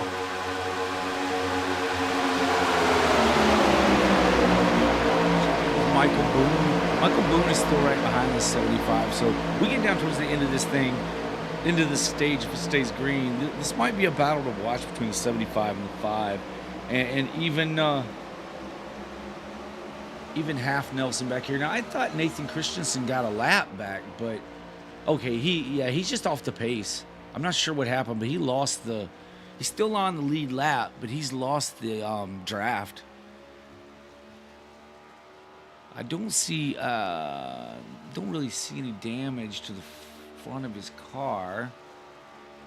And now the 88 makes the move to the outside. The 01 up to block the 88. now working that rear bumper, though, one. This is fine. If you don't want to, if I can't go past you, we'll go through you. They can both go faster. So we now see the 6 of Curtis Sauber has made his way back up to the 3rd position. And as this race goes on, I've noticed the 88 is the aggressor, I think, here tonight. You always have a few drivers that seem to be on the aggressive side. The 88 is definitely taking every run that comes his way and trying to make something out of it. So far, so good for him. But we'll see how this plays out as we move forward. But he's definitely the one that anyone's going to make a move, it seems to be the 88. You know, and drivers like Dale Earnhardt Jr. say that anytime there's a run, you should take it, right? So... In the 6, we've seen Curtis, Sauber he keeps wanting to make a move and try to get guys to go with him. We saw it earlier in stage 1. He kept testing the water. So he's another one that would make a move. It wouldn't surprise me if he makes a bold move. Nathan Christensen is on pit lane. While he's on pit lane, I noticed Gregory Robinson has also been... No, maybe not. Let's see, when was his last pit? Yeah, he's just lost the draft. Now he's catching up to Slim. He and Slim both have kind of lost that draft. I was trying to see if I have a stat on his last pit stop. But yeah, it was still his last 67, so... Yeah, and I see Louis Clark now, stage 1 winner. It looks like he has dropped back, running 14th. Maybe just trying to ride here for a little bit in stage 2. Yeah, and he said that's what his intention was for the first stage. So I don't know if this is what I hope this is what he's intending to do if he's going to be in the back, right? Because he wasn't intending to be in the front earlier and he was up there. So if he's not intending on being in the back, he's not happy with that car. I think this is all by design by Louis Clark. Just kind of ride. Wait it out and make a run here at the end of the stage 2. Yeah, and where Louis is likely only going to make a few races this season, really all he's doing is taking points from guys, which is kind of a fun way to look at it, by winning the stage, right? Because each time you win a stage, you get to carry 1 point over into the playoffs. If you make the playoffs, then you get that 1 point that you get to carry with you throughout the playoff, every stage that you win.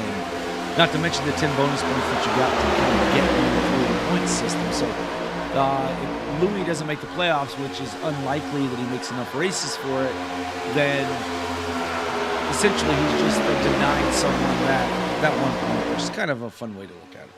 Yeah, sometimes it's fun to play spoiler once in a while. So we know Louis Clark will not probably be running for a championship here just because of where he lives and the time frame that these races run. So to be able to come out here, take stage points in a bonus point away, playoff point away. As we see the wrecking. We saw. I'm not sure what happened to that car, but Eric Thornton just takes a hard right up the track. I don't know if it was a bump gone bad or what, but just cleans out the field. Let me see if we can find this on our replay tracker here, folks. Give me just a second and we will find it. What a hard turn.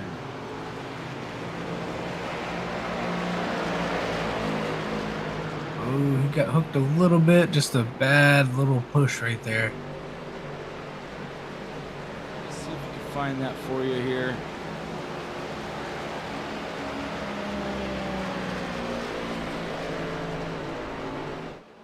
I am not seeing that on my...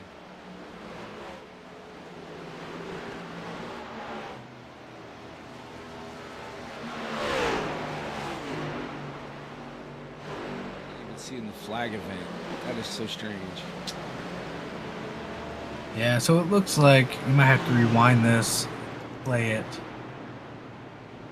Looks like the 88 went to the bottom, and by the time the 6 made the move to the bottom, it was just a little too late and kind of hooked the 88 up the track into the 16. 16 involved. 16, 12. So a few cars involved there. Let's see if we can find it here. Okay, let's see. Do-do-do-do-do-do.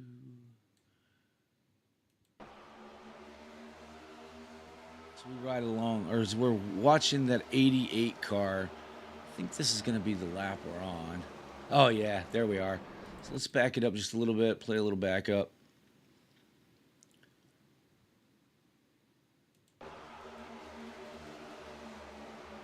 Oh, yeah, just gets a little bit hook up into the 16. 12 has to back out of it. Not sure who behind the 12 may have gotten involved in that. Looks like there were a few cars. The 01 of Kyle Purcell, maybe.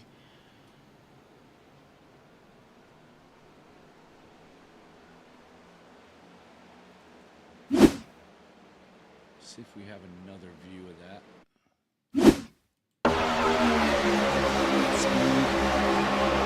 The 6 gets a really good run in the back of the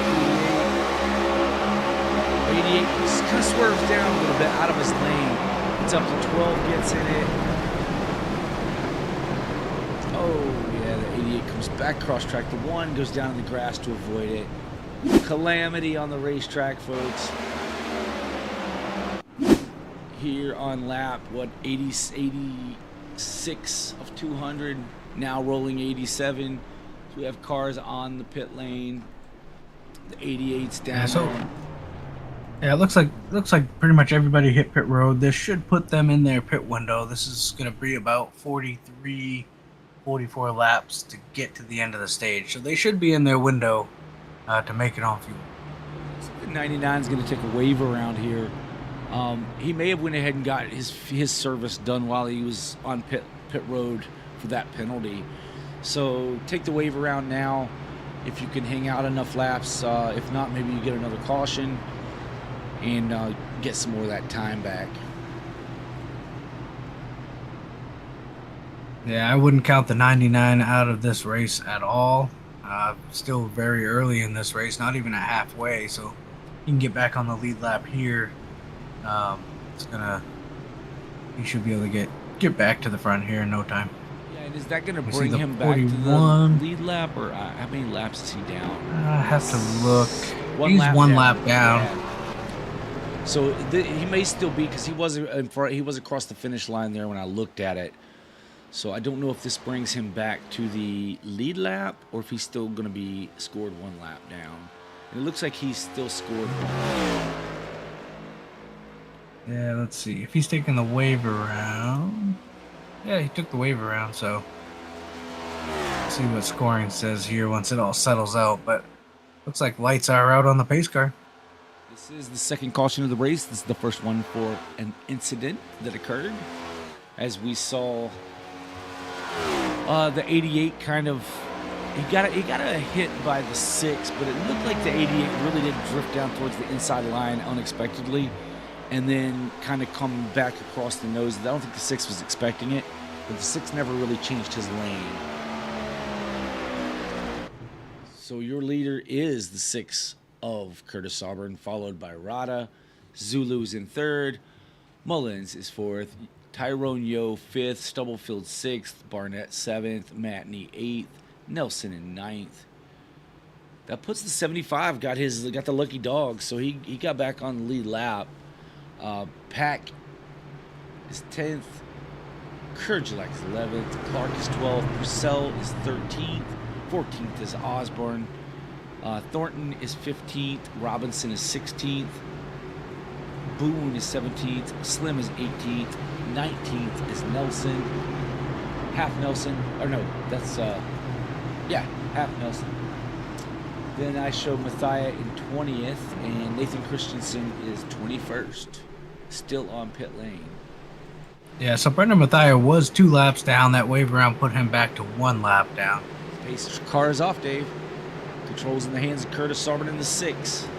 6 goes. He is off. Nice jump.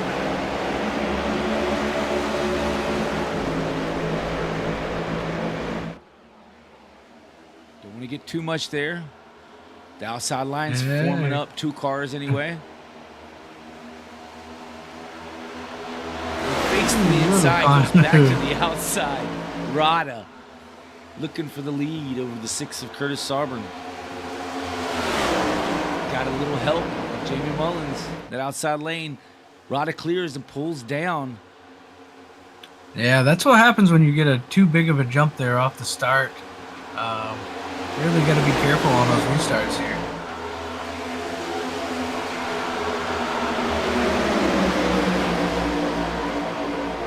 '75 QFRL car, Superman car there is,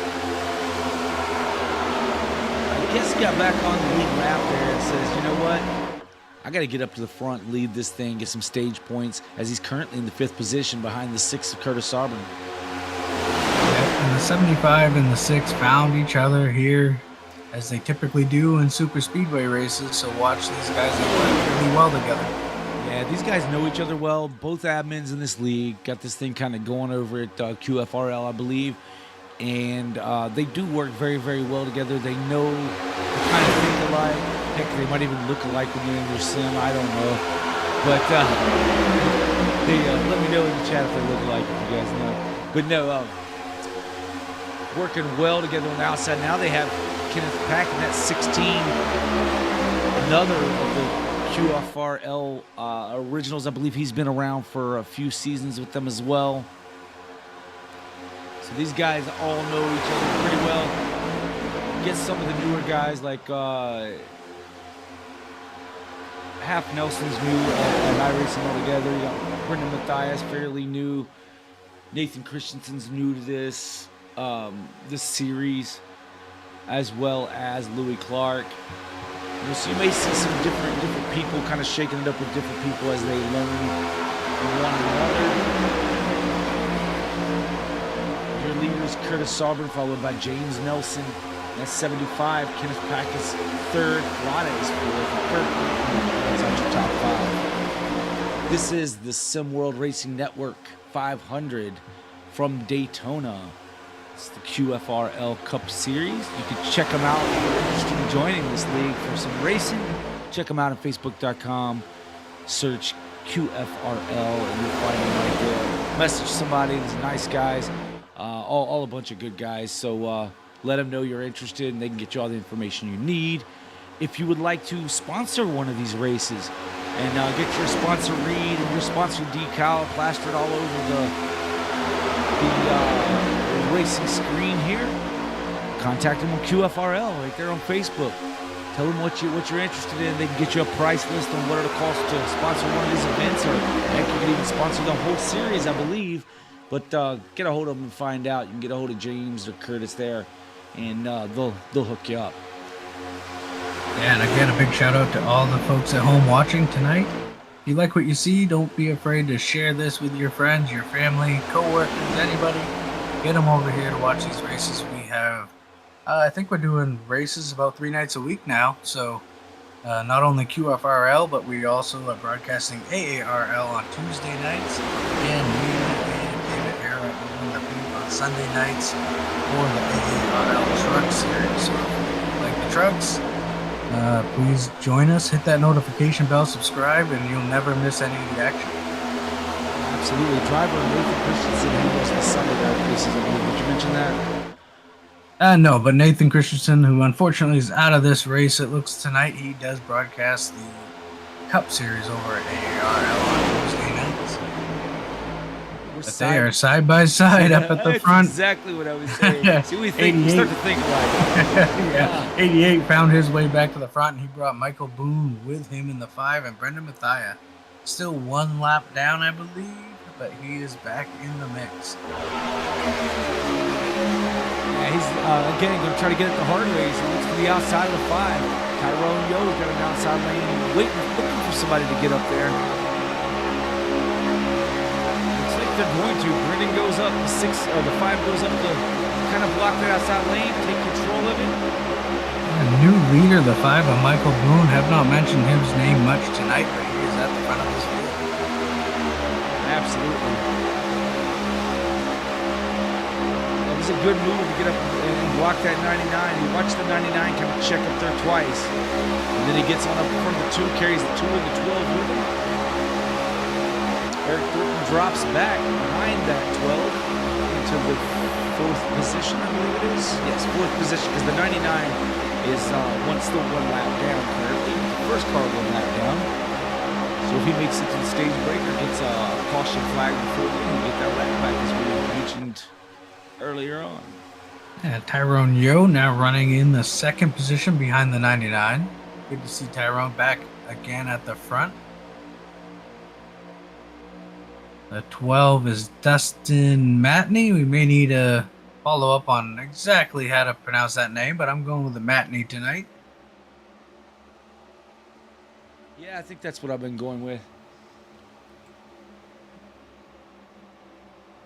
Zulu working his way to the outside, and that number 98 Toyota got helped by his brother, Rada, in the 89. Working that outside lane. They're now up beside the 2nd place car of Tyrone Yo. Will the 99 jump up to try to get that lap back? He does. He goes to the high side. Now they're going to have a little bit tighter pack than Michael Boone, as the 2 does get to the back of Michael Boone just in time to keep his momentum running there. Yeah, the 99 back to the lead. Going to try to get his lap back the hard way here. And he's cleared the 5. Drops down immediately in front of the 5 as Zulu goes to now his outside. Not much help from behind. Looks like Rada's coming. The 5 is coming to the back of the 99 to give him a shove. So you get your lap back, yeah, they take it away again. You get your lap back, they take it away again. No respect. No, honestly, folks, there are tons of respect in this league. These a bunch of great guys racing here, having a good time. So if you like to have a good time, have some good, clean racing, this is the league for you. QFRL. Check them out on Facebook. It's the Quick Finishers Racing League. It's Curtis Sauber and the 75 of James Nelson working that outside lane again. Trying to make something happen. Brendan Mathia jumps up in front of him. Now that just increases their numbers. The 16 is in line as well. We have 4 cars running this outside line. Yeah, that's exactly what the 99 wanted to see. He was sitting there waiting to see someone come up that outside. He wants to get back to the front of this field. Try to get his lap back. He is, I think, the only other car lap down at this point would be, let's see, Half Nelson. And he's further back in the pack. So lucky dog at the moment belongs to the 99 of Brendan Mathia. Yeah, you'd like to just get out in front of this pack and run it all the way to the stage break, but that's still a long ways away. We've got another 30 laps before we get to the stage break. So that would be nice if folks wanted to just stay in line and run those 30 laps out, and that's probably what he's hoping for, just clean and green to the end of this stage. Get it back the hard way, as they say. That would allow Half Nelson to get back on the lead lap. So right now, Half Nelson is rooting for the 99 to be out front. Oh, absolutely. Oh, was the 6 was gonna make a block there on Rada. Rada says, or Zulu. Yeah, Zulu. Zulu says no, thank you. So he's gonna go and battle for that lead as he pulls to the inside of the 6, pushed by Rada. So just now, at halfway in the race. We'll get 3 laps before the stage break.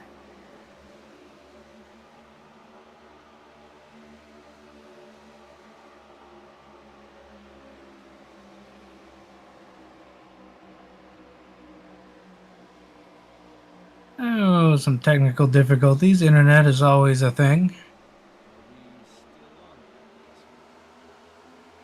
I'm just not sure if that was me or if that was my connection says excellent connection there.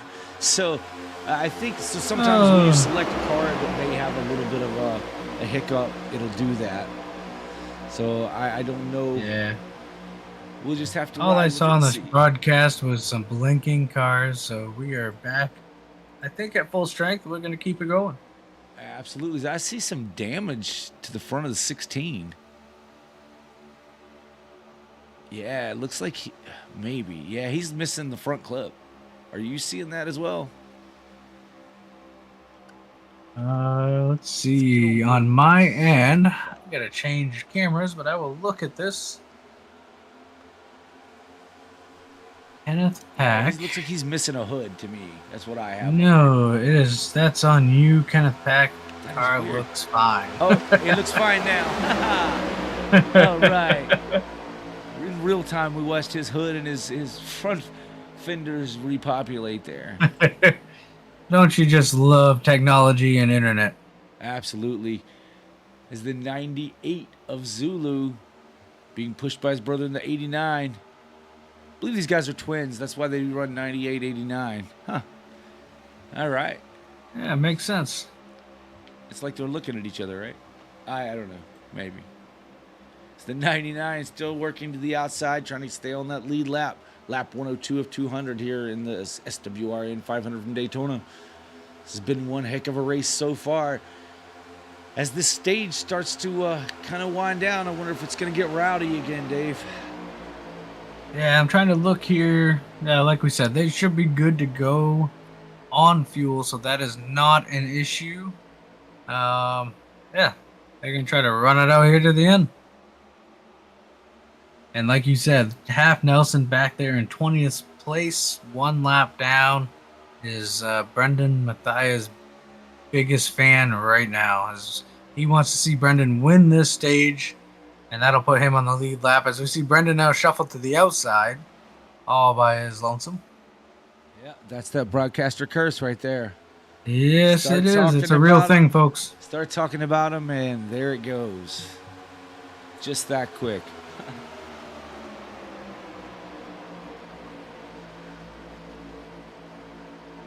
Yeah, so Mark Holofield in the chat tells us that Zulu and Rada are twins.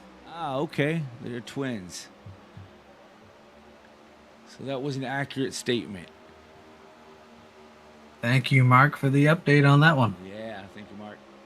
And thanks for tuning in, Mark. Hopefully we will see you next week.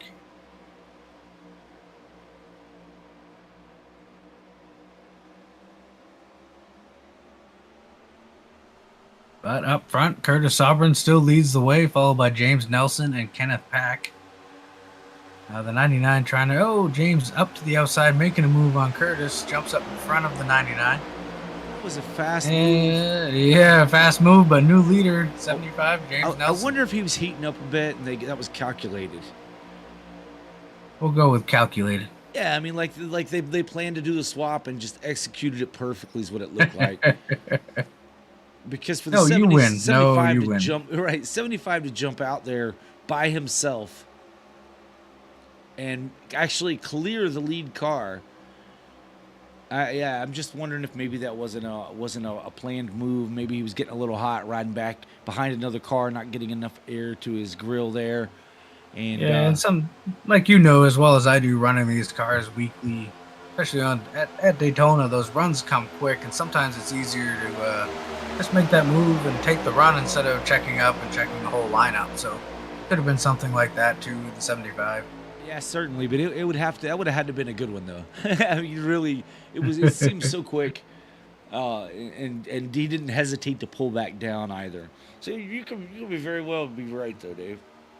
Just a really good run. Maybe got a good push by the 16 and miss there. So we see the track temperatures down to 90 degrees Fahrenheit. So it's come down a little bit from the start of the race. Yeah, and it's really kind of strung itself out here. Louis Clark, who won stage one, along there with Kyle Purcell, who was up near the front there, both at the back of this pack just riding. You know, it's strung out, but unlike the first stage, we're still seeing one pack. No one's really losing the draft or falling back into separate, 3 and 4 car groups. Like Yeah, we saw. the only one I see that lost the draft now is the 41 of Michael Kurgelak. He is riding about 43 seconds behind this group. And that is the loneliest man on track right now, and not what he's about to get swallowed up by these leaders. Yeah. I mean, he's exiting 4, and they're coming through 4. Oh, as I'm seeing a flash there again, we're back. Oh, they just all disappeared on me there. I don't know what's happening. We've had all kinds of technical crazies going on. The The gremlins are getting us a few times here in this race. It looks like the Tyrone Yo. It's so weird. On my screen, it looks like Tyrone Yo may be dragging the track all the way around.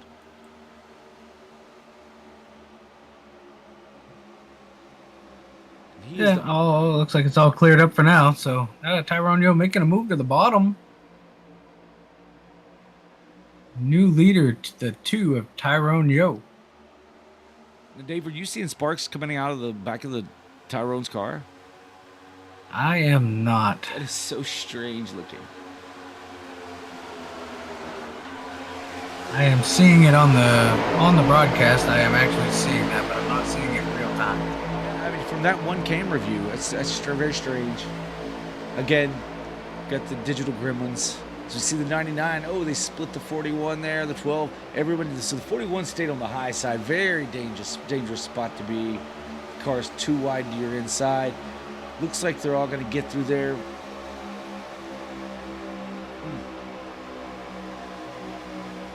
88 lost momentum in the middle there by himself. So the 41 clears back around the 88. He's going to pick up this draft, so at least he's staying with the pack. So now he and the 99 are going to be battling it out for this lucky dog. Louis Clark out of nowhere. Louis Clark in the 01 of Kyle Purcell to the front of this field.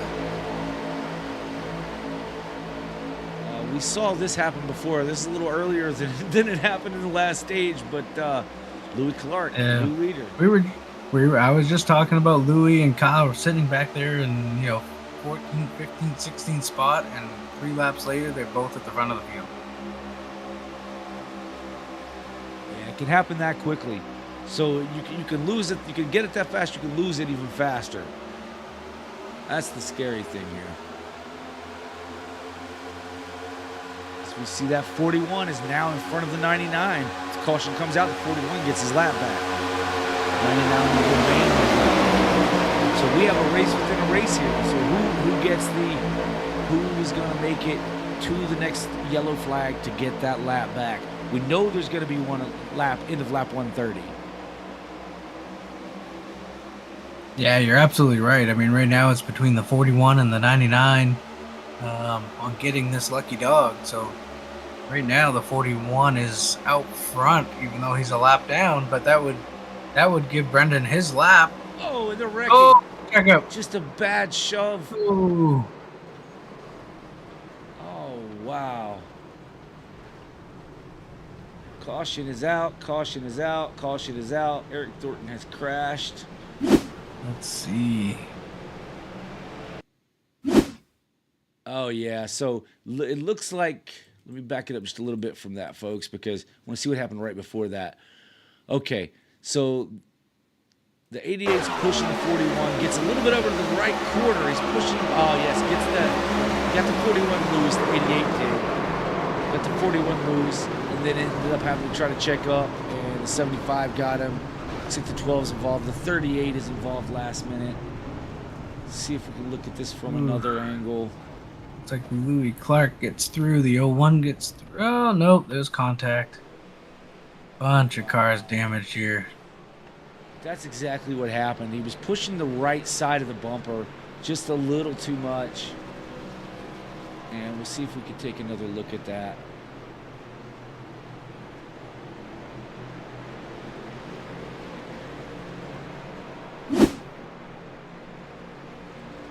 Yeah, that just looked like a bad push, bad angle.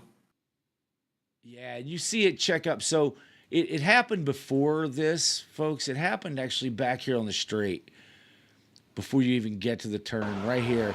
The push is going to the right side. Now he gets a little more to the right side of the bumper. Gets the 41 bent out of shape right there. And then they just, every car back there, the 6 gets a little damage. The 73 gets some damage. 73 got into it. The 01, the 5, the 12, the 38, the 2. Man, there's a lot of torn up cars as we see all the cars hitting pit road.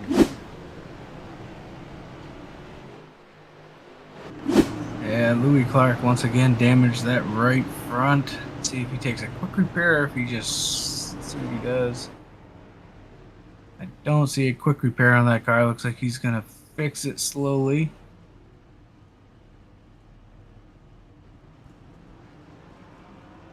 First car off pit lane will be the 6 of Curtis Auburn. He was followed by Jamie Mullins, Tyrone Yo, Rada, Zulu, Kenneth Pack, Dustin Matney, Larry Stubblefield, Tommy Osborne, Slim, and Louis Clark. Michael Kurgelak still sitting on pit lane. Greg Barnett still on pit lane. James Nelson still on pit lane. Michael Boone, Gregory Robinson, Kyle Purcell, all on pit lane. Now, yeah, unfortunately, that looks like the end of the race. Oh, we will have to look. I know a lot happened there, but we had a battle. You know what? I think the 41 of Kurgelak was in the incident, was he not? Yeah, he was the one that was hitting the rear end and turned sideways. So it's showing him. Let's see. It's showing him on the lead lap. Have to wait and see how this sorts itself out. He was out in front of the 88. The 88 was bumping him. So I don't know. It depends on how iRacing scored it. Did they score the caution for the 88 or the 41? Because the caution the 41 might have been okay. Well, yeah, let's go back and look at the replay one more time. I think the 41 might have been okay. Yeah, he gets... Okay, so the 41... No. Yeah, the 41 saves it, and the caution doesn't come out until after the 88 is reckoned with the 75. So, therefore, the 41... he just got hit there, so I don't know. He might have got away from the 6. Yeah, we'll wait and see, let this sort itself out, but I'm showing Michael Kurgelak on the lead lap. I think he was ahead of the leaders crossing the start-finish line, and Brendan may have been the lucky dog recipient. Yeah, because Brendan is... he's coming around. Yeah, Brendan is getting the lucky dog. So that was fortunate for Brendan that, the 41 did everything but be in the wreck. He was really kind of, I'm not saying he's the one that caused the wreck, but his car being sideways caused the checkups that caused the wreck. And he got hit a few times, but not after the caution came out. That 6 got real close to touching that rear bumper. And if he would have just barely touched that rear bumper a little bit, with the caution happening, he likely wouldn't have gotten that. Well, no, he still would have because he wasn't the lucky dog. So it didn't matter how much the 41 got hit, Dave. I'll get it straight eventually. So the 41 was out in front of the leaders. So he was going to get his lap back whether he got hit or not. Yeah, that's probably correct. So Michael Kurgelak and Brendan Mathieu both back on the lead lap now. Unfortunately for Eric Thornton, it looks like that's the end of his race as he has left the building. Yeah, he's been already on that plane ride home. Yeah, he's been in a couple of incidents tonight. I think he was in both of them, actually. And I think he probably used that quick repair the first time. Therefore, it could have been 30, 40 minutes of repair, which would have put us toward the end of this race in the SEM. So, probably wasn't worth repairing at that point. So he went ahead and called it a night, took it to pit road, towed it in there, and... pace car is off. We're going back. Curtis Auburn brings him to the green flag. He's off. Thank you, Dave. I was going to talk right on. Another big jump there for Curtis. Again, not sure if that's ideal unless he's going to get up and try to block that inside lane or that outside lane, because the 2 is there's a 2-car gap back to the 2, and he did not block it. As we see Jamie Mullins going to the lead. Yeah, once again, the same thing that happened on that last restart. He got out to a big jump, and that outside lane just kind of swallowed him up. But yeah, Jamie Mullins in that 66 out to the front new leader. This is the 89 of Rada falling back to the outside. Now he's got help by the 82 and the 73 of Louis Clark. Outside line is forming up.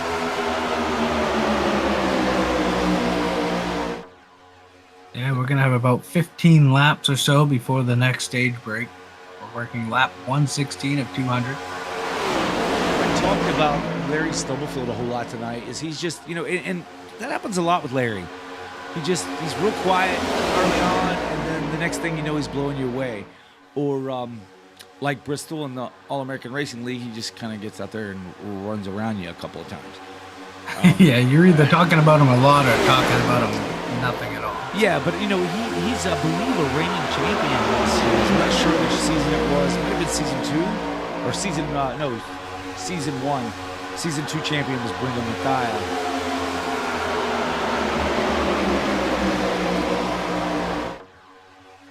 This is season 3 for the QFRL Cup Series. Check them out at facebook.com, search for QFRL. And another driver we haven't talked about much is the 3-car of Gregory Robinson. He's now found himself in the 6th position. Yeah, we're getting into that pay window for stage points. You're looking at another 13 laps to go, so these guys are trying to position themselves for what would finish at stage 2, where they can score some of those valuable stage points to take with them throughout the season. Yeah, so I'm expecting here as the laps wind down that the intensity is going to pick up, just like we saw at the end of stage 1. So hold on to your britches, or however they used to say it in the old days, but it's going to get exciting once again. Strap your spindles on tight. Once again, I'm old, but I'm not that old. Listen. Simmer down. Yeah, Jamie Mullins still out front, pulling this field around the 2.5 mile oval that is Daytona International Speedway. Still working with that 12. The 12 and the 2 have worked great together all afternoon here or evening. Yeah, and like I said in the pre-race, you learn as you go who you work well with, who you don't. Everyone's got a different driving style, right? So it's if you're not an aggressive driver, but you're trying to team up with an aggressive driver, sometimes that's an uncomfortable feeling. So it's about just finding who you work well with. As the 12 kind of dropped back a little bit to the bumper of the 3. The 3 gives him a good shot. Now they're catching back up to that 2 of Tyrone Yo. You get the 6 of Curtis Sauber working that outside line, trying to get around the 12. He has Zulu in tow with Rada right behind him. Oh! As we see the 2 of Tyrone Yo get big loose off the turn. Great save by the 2. And that had a big accordion effect all the way through that field. Yeah, it did. The inside line broke completely apart. Folks just trying to take evasive action. But good save on the part of Tyrone Yo. Still maintains the 3rd position. Now being passed by the 6 of Sauber.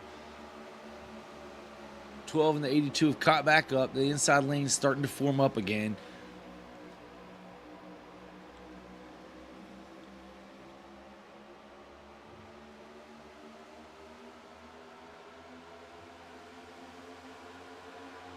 The 66 of Jamie Mullins is out front, followed by Kenneth Pack. Curtis Sauber has now taken the 3rd position, but Tyrone Yo fighting back to the inside. This is not today, not yet, sir. Yeah, so it looks like from that checkup, looks like Gregory Boone, three wide. Sorry, Dave. 3 wide. Nope, you're fine. So we see Mike Boone going a 2nd lap down. Yeah, but from that big checkup with Tyrone Yo, it looks like Slim in the 53 and Gregory Robinson in the 3 have lost the draft because of that unfortunate moment for them. Yeah, that's a tough break. Fortunately for them, we're 9 laps away from a stage break.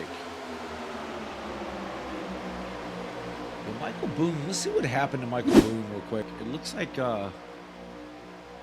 he must have had another incident there. Okay, he had an off track. No, maybe that was... Okay.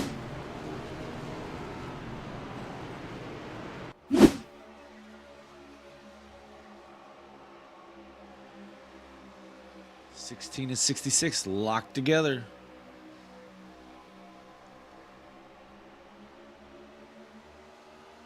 Just inches apart, and then when they get on the straightaway, you'll see that 16 just seal right back to that bumper. Yeah, those two cars working good together out front here. We see the 6 car of Curtis SWRN closing in P3. Just a matter of time. I feel like he's going to try to take a look to that outside like he has been all night long. Yeah, and he's been trying it with no help, but he gives a good shot to the 16 and goes to the outside, as you say, to keep from hitting him a second time. Tyrone Yo does not go with him. Stays to the inside. Curtis is going to drop back with that move. Let's see if he gets... Tyrone Yo is very conservative driver, very clean driver. He doesn't take many chances, so I see Tyrone doing that. He's not going to take that chance and jump to the outside. He's going to stay where he's comfortable, right there on the bottom. It pays off for him because he gains a spot. So good move there by Tyrone Yo by not jumping up there to the outside. Yeah, and I think Tyrone just kind of weighs it out, right? He's like, all right, I can either finish 3rd in this stage or 5th in this stage, whatever. But if I jump to that outside, it could cause problems and finish 18th, right? Yeah, yep. And that's sometimes a wise move, because if it would just been Tyrone and the 12 didn't go, then they get a higher numbers on the bottom again, and both he and the 6 go back. Which, the 6 has only fallen back to the 6th position. So it's not like he's lost a whole lot, but we see Brendan Mathia and Louis Clark back here just kind of working their way. Brendan Mathia got back on that lead lap. He's now working his way through the field.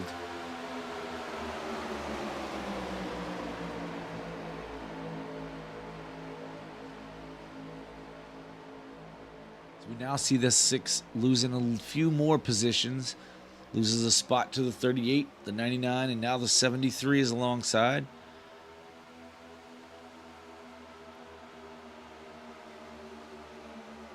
We're coming down to 5 to go in this stage. I don't think these guys are going to sit here much longer before we start seeing some side-by-side action. If you're back here 6th or 7th, you really can't wait right now anyway. As we see the 5, the lap car of Mike Boone, go to the top in front of the 6. Try to help that top line a little bit. Even as a lap car, he's not damaged.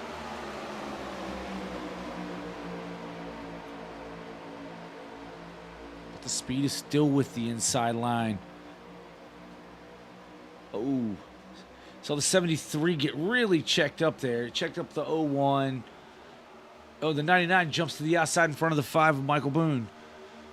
It's around the side of comes around the 38. Yeah, the 99 says it's time to go. Coming, like you said, 5 laps to go to the end of the stage. And as critical as stage points and playoff points are, it's time to go if you're back there, like you said. Now that outside lane kind of falls apart a little bit. Yeah, it just doesn't seem to go right now. I mean, early on, it was going really well. But as this run gets a little bit longer and more rubber on the track, it doesn't seem that this outside lane is really getting too many takers. And, you see the 99 is just out there by himself now. These guys are just going to try to take advantage, get some of those points. Because as we know, even the 6 of Curtis Nelson dropped to the bottom, which we haven't seen much of that all night out of Curtis. Well, so. These guys know that he's the champ, right? The reigning champ. So it's like, let's get some points early and often.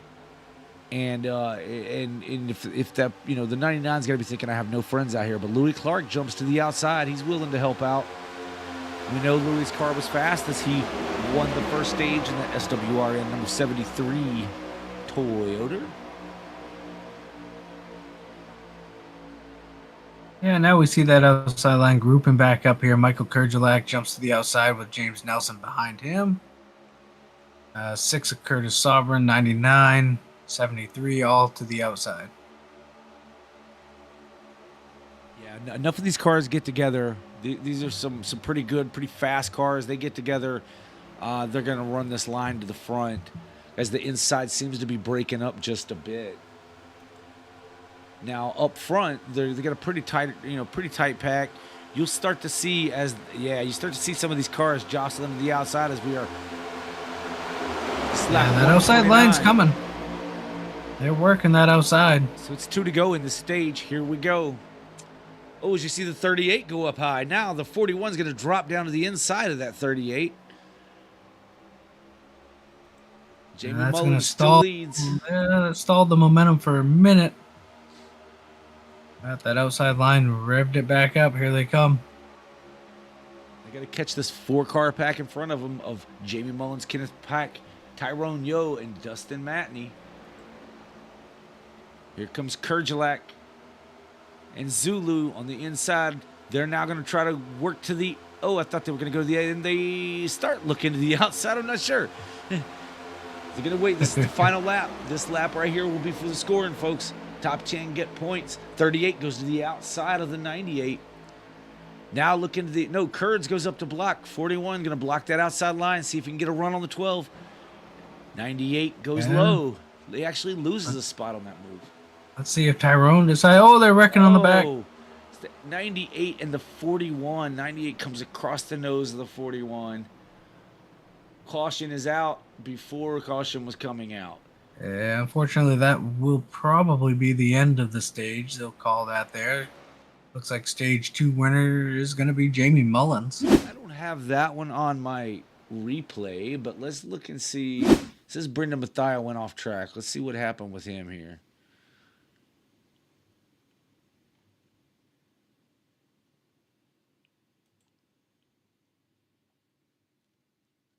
No, I'm not seeing that.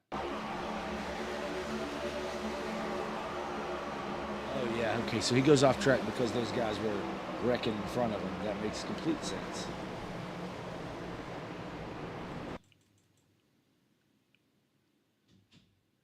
So we back it up and see exactly what happened with Courage. Yeah, it looks like the 98.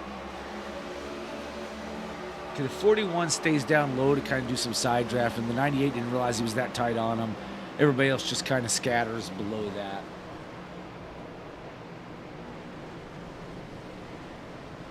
Yeah, so your stage winner was Jamie Mullins. Kenneth Pack was second, Tyrone Yo third, Dustin Matney fourth, and Greg Barnett rounds out your top 5. Let's see if we can get, after the pit stop, Dave, I'd like to talk to Curtis SWRN.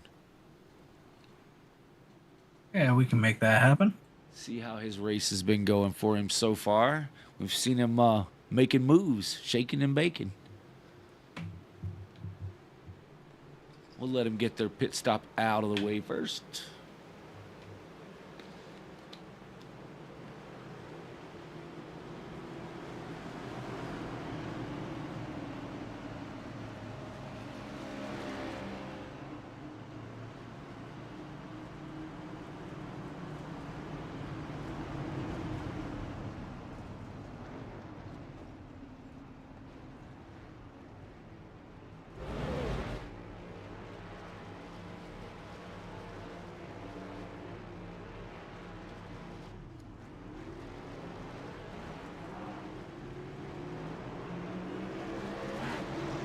Mullins is first off of pit lane, followed by Kenneth Pack. Murata comes out third. Greg Barnett, Michael Kerchlak, James Nelson, Louis Clark, Dustin Matney, Larry Stubblefield. Curtis is having an extra long pit stop here. I don't know if he had a hold or if he's getting some damage repaired. Maybe some damage. He was worried about the damage to that nose from where they was checking up there a bit earlier. He's now rolling off. If you want to get him in here, we'll talk about that too. Yeah, I'll see if I can pull him in here.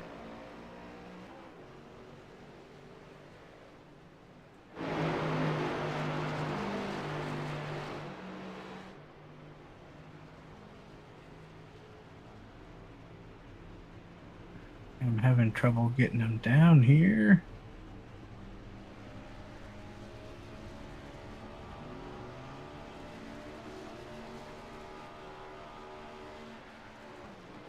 I cannot get. Oh, there we go. Curtis. David. What's up, boy?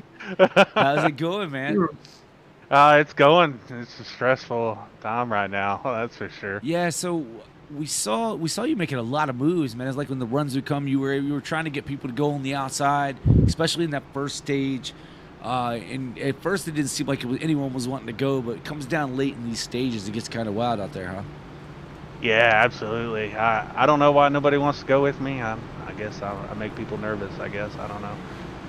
But, yeah, come 10 to go this stage, it's going to get very dicey, especially right here at the end. So.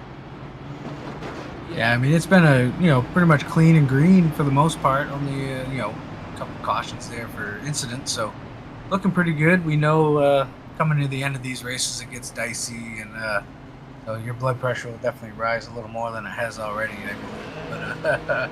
But Absolutely. yeah, it's fun watching you try to make those moves. And like we mentioned, kept peeking to the outside, and nobody wanted to go with you. But come to the end, hopefully get some guys to go with you here. Yeah, it was hard, especially the second, was it? Oh no, this was the second stage, right there at the end.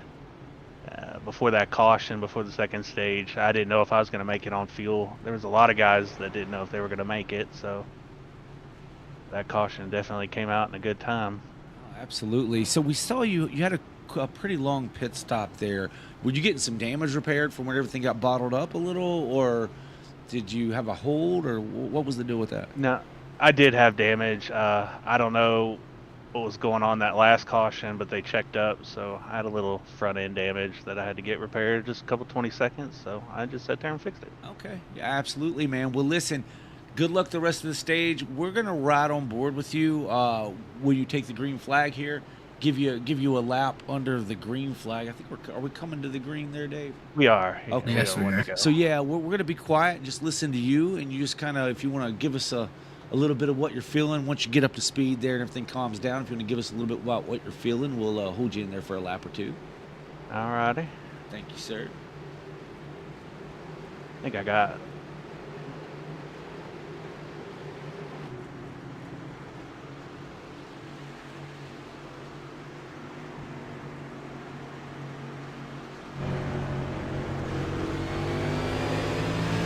Checking up a little bit.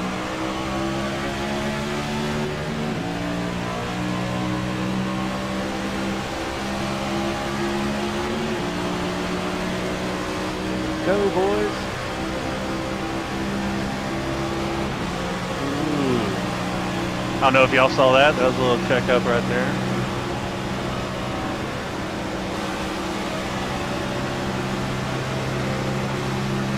So right now, I think everybody's just going to chill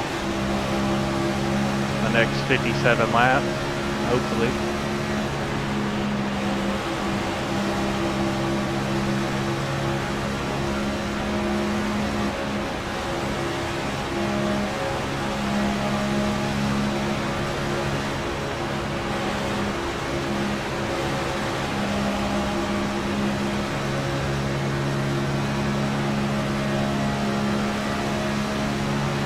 Tyrone got a run right there.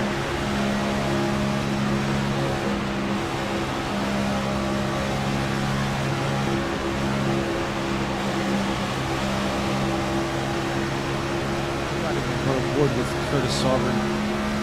Curtis, the inside line seems to get that little bit of a stack up each time, man. We're going to go ahead and jump out of here and let you do your thing, send you back over to the other chat. But thanks for taking us a ride around this racetrack, and good luck out there. Absolutely, boys. Hey, thank you. Thank Appreciate you. everything I'll do. Yeah. Talk to you soon. All right, that was Curtis Sovereign. Little inside look, little inside perspective from the helmet cam of Curtis Sovereign as he makes a lap or so around here, getting up to speed. You can see how these lanes and lines and everything just kind of develop and disappear, and how hard it is to actually see what's going on 2 or 3 cars ahead of you. Yeah, it is tough at times. Cars move around a lot more than what you think they do, so it's a heck of a job for all the drivers out there so far tonight. Michael Kerjelak is your leader now, with Louis Clark in second. Larry Stubblefield has moved his way up to the 3rd position in that 82 car, followed by Kenneth Pack and Jamie Mullins. This is the SimRacing Network, QFRL Cup Series at the Daytona International Speedway for the Sim World Racing Network 500. We're on lap 137 of 200. I'm Dave, and that other guy's Dave, and we're happy to bring you this race. Hope you're enjoying yourself. Please hit that thumbs up button if you enjoy the content that you're watching. Say what's up in the comments, or shout out your favorite driver, root them on, and enjoy yourselves first and foremost. Louis Clark is shuffling to the outside, 42-41, synced up at the front of this with the 16 in tow. See the outside lane picking up Louis Clark. This is the 99 of Brenda Mathia. Now they got a few cars. That caused quite a bit of a backup there, and they caught Louis Clark, but they kept it straight. So, but yeah, the 99's up behind the 73. Try to get that run to the front here. Curtis Sauber's up there on the outside with them as well. And here they come up the outside lane. Big run for the 73.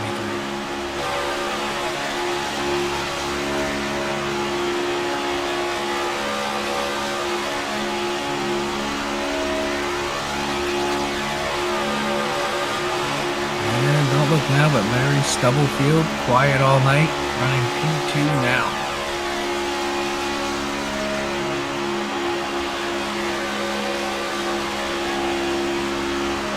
That it's quite go time per se. You're probably going to see that more around the last 10 laps, but flexing some muscle here, working very well with the 41 Michael Kerjlak, who was, if you remember, was a lap down and got him back the hard way during one of the caution flags early on in the race.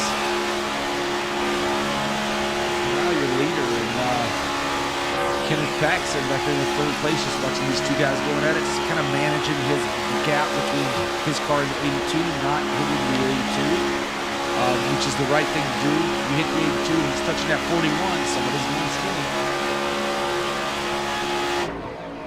Yeah, I don't think we mentioned on the last caution, but Tyler Nelson in the 85, or half Nelson, whatever you want to call him tonight, does now find himself back on the lead lap, so good work for him to get that lucky dog. Yeah, absolutely. I'm glad you caught that, Dave. Looks like Slim has lost the draft in that 53 Ford. Will be the last car on your lead lap. Now, he is having some issues cutting in and out. So switch back up here. So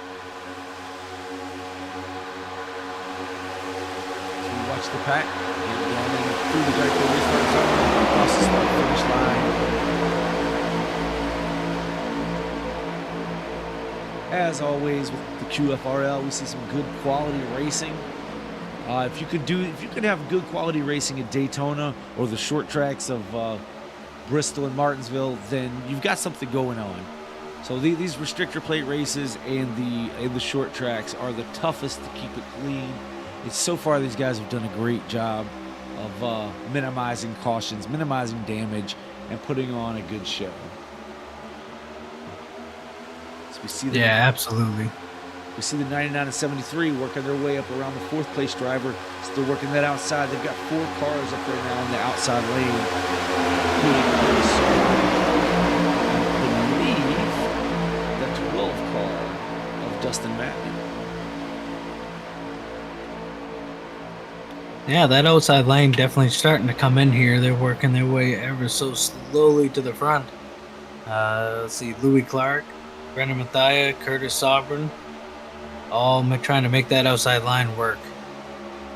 Yeah, Brendan's doing a great job of staying glued to the bumper of that 73 SWRN machine. Getting a little target help. I think Brendan said he sometimes, now that he's the champion, he feels like the target. So, I figured he might as well put it on his paint scheme there. Now the second position.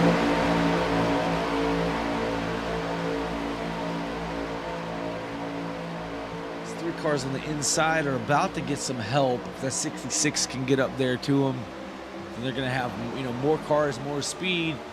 But don't tell that to Louis Clark and Brendan Mathia, who now taking over the second position, trying to get a run on the 41 at Kerjlak. 82 gets to the rear bumper of the 14. We know this 82 is fast about anywhere he goes. We know that Brendan and Louis are both fast anywhere they go. 16, all these guys are fast. What am I talking about? I could be here all day. I'm going to be, folks. Louis Clark. There you go, Louis Outside Clark. lane prevails, 99 drop low. Louis drops low. Yes, new leader, Louis Clark. Now Curtis Sauber, the 12, and I believe the 3 are running the outside lane. 3 of Gregory Robinson drops to the inside of the 12. Said, nope, the inside's not for me right, or outside's not for me right now. I'm going to drop on down here. Curtis Sauber drops on down to the inside line. 12 is going to get a little shot by the 75. Try to get him going a little faster.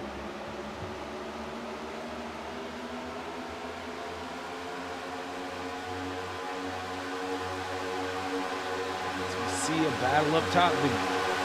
Michael Kerjelak is trying to work that outside line. The race number says, I'll go with you. Will the 99 go up the block? It does. Oh, they drop to the bottom on the 99. Oh, it does suck to be the champion sometimes, Dave. It does. You get Man. that small target on your back. He has got to be thinking, come on, guys. Nobody? I mean, literally a whole lane was up there. And they all decided to go to the inside when he jumped to the outside.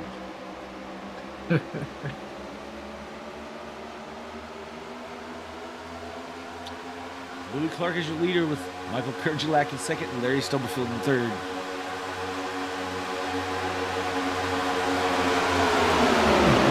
the back of the 6 ever so slightly. I think he's trying to show the 6, hey, we can go if you want to go. Because the 6 was wanting to go outside earlier on in the race, as we mentioned.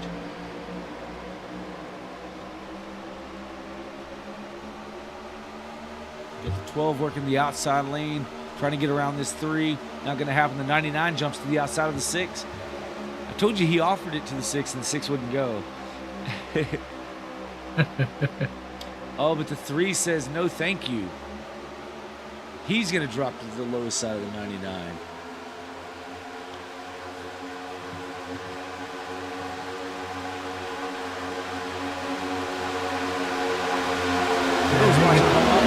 Everyone's friends here. It's just when you're good. When you're good, there's a target on you in these restrictor plate races where you have to rely on someone else to help. And like Brendan had said earlier in the chat, you know, all his teammates that normally do run with him, nobody is here, and he felt like he didn't have any friends. And they're showing it right now. They've hung him out a few times here tonight.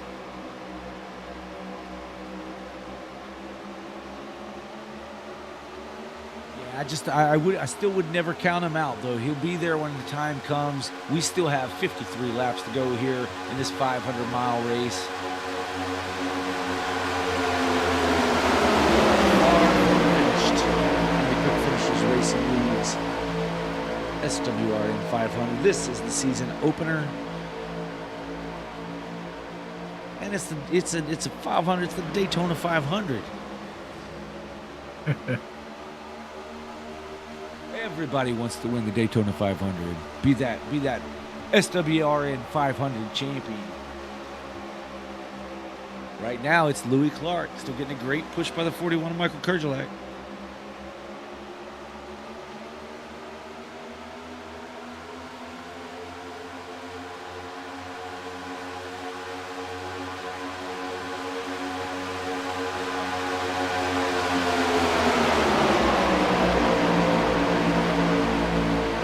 Really doing a good job of slowing down this inside lane. I mean, he's already come up around the 3. The 3's still working with the 6 and able to battle back.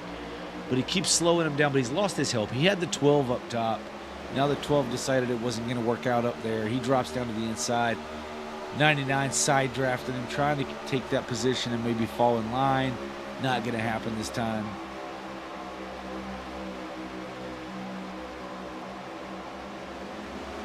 Yeah, it's just no help for the 99. Yeah, unfortunately, so Slim is still blinking there a little bit, but unfortunately, he has lost the draft. Half Nelson has lost the draft. these guys are just wanting this caution to come out in 10 laps before they can go a lap down. I think the field's going to catch the 53. The 85 may be okay. But I don't know. And that's 10 laps. 85 might not be okay either.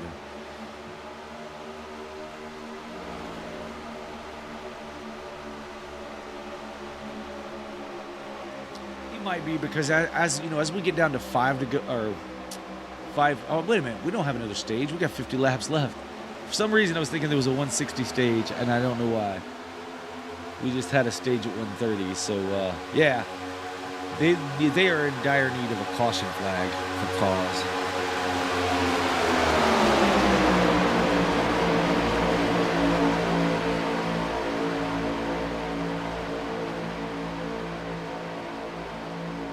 Yeah, Louis Clark still showing the way here.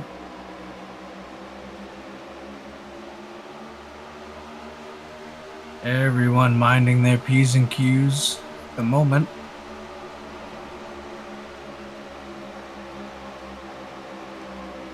There's not a whole lot of tight racing.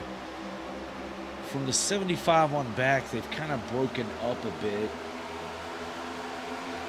The 75 still got the draft, though, so they're not hurting. It's just they weren't really packed up tight.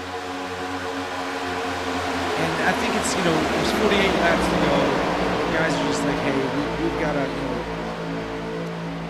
we've got time. There's no sense in pushing it and ruining our night and somebody else's. Let's just ride this thing for a while and go get them a little bit later on.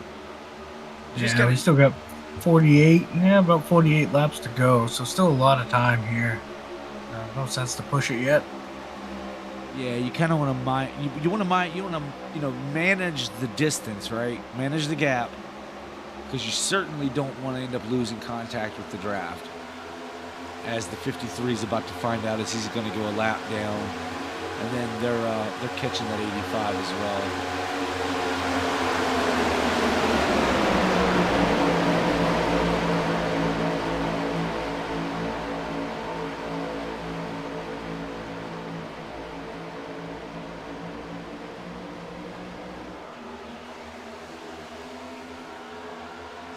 Louis Clark still leads this snake down the backstretch.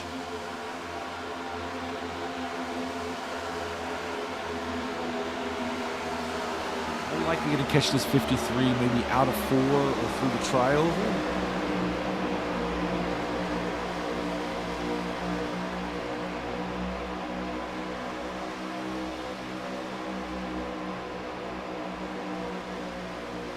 Maybe into 1. I don't know, folks. I'm speculating again. I'm pretty good at speculating. I just I don't actually don't always hit the mark. Oh, Slim is actually taken. Has he taken it to? He may have blinked out completely. Yeah, I'm not showing Slim. Oh yeah, he was blinking. The Slim now is getting passed by the field down the backstretch. Okay. Because I was trying to select him and it was just taking the cameras somewhere else. Yeah.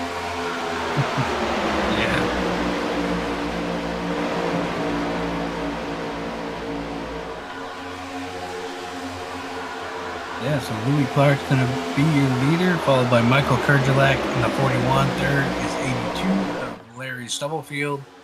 Fourth, Kenneth Pack. And fifth will be Curtis Sovereign. Sixth position, we have Gregory Robinson. Seventh is Dustin Matney. Eighth is William Mathia. Jamie Mullins is ninth. 10th is James Nelson.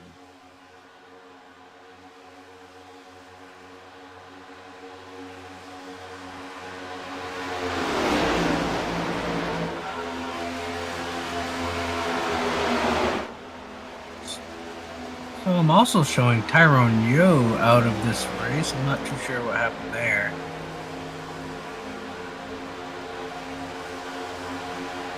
Yeah, I don't. Wait a minute. Let's see. I have something for Tyrone.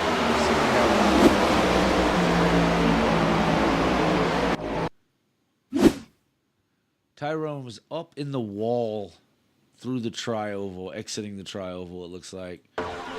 Oh, I wonder if something didn't call, and he comes hard down into the inside wall, destroys that car.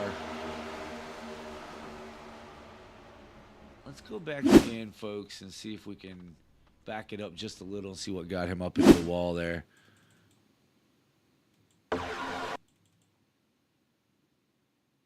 I wonder if he didn't have some sort of a equipment failure. Yeah, because he hits it before even really going into the dry oval.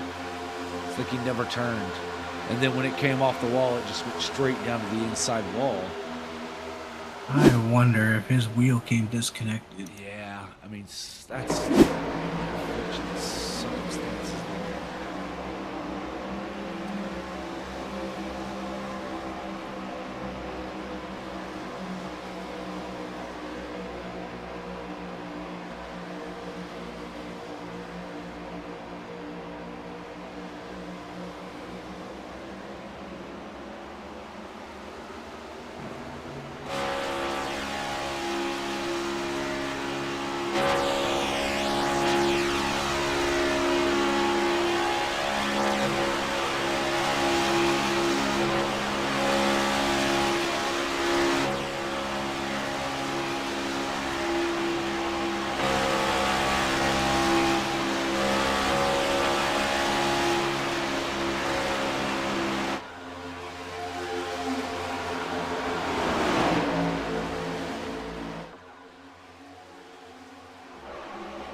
Yeah, so single file all the way through the field.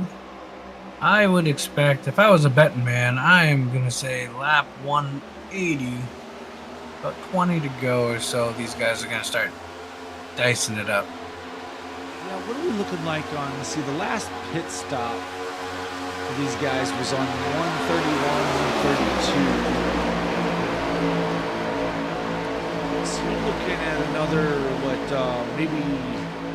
Maybe 10, 15 laps they'll have to hit pit road again here. I think 20 laps is about, they've ran, what, 40? I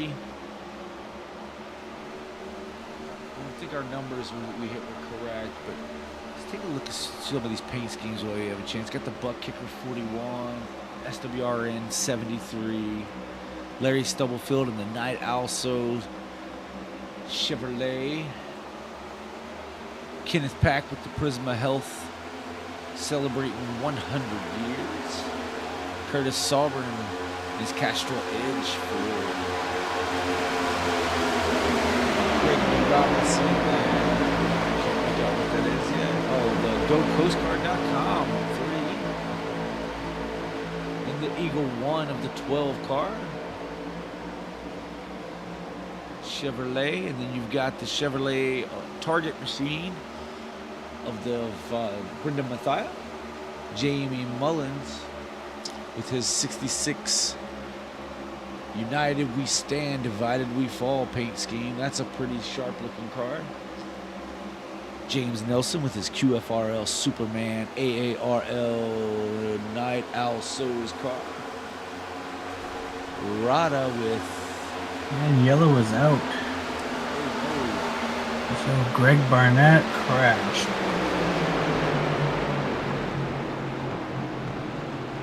let's see what happened with Greg Barnett.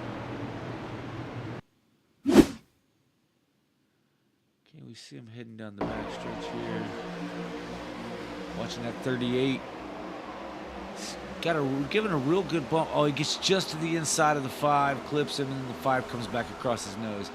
It's typical for what we see here at Daytona. If you get too far to the left, you're going to get that car very, very loose. If you get too far to the right, you're going to get that car very, very loose. And each time results in a counter steer, which sometimes in these cars, if you counter and you hold it too long to the right, they grip really, really quick. I mean, you have to almost do what we call micro corrections, where you're really quickly turning to the right and then back to the left again in order to save these things.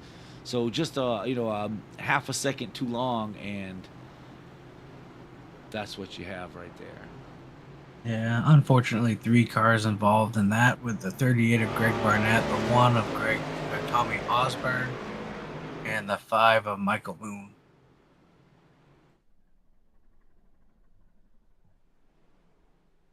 So everybody should be hitting pit road right here. I would think so. Yeah, And as we and see that Louis Clark bringing them down. And that should get them to the end. Louis Clark really charged pit road, and having that number one pit box, he's going to have a good bit of time he can spend in the pits here. I mean, only seconds, but enough that should put him back out front, depending on his strategy, right? I would say, let's see, they're taking right sides on Louis' car. Some of these guys may do fuel only. But it looks like four tires on the 73. Yeah, maybe everybody's going to do 4 here. I don't see anybody trying to sneak it out as we see the 16. That's going to be close for Louis Clark as far as passing the pace car coming to pit road. I'm not sure how they time that, but have to keep an eye on that.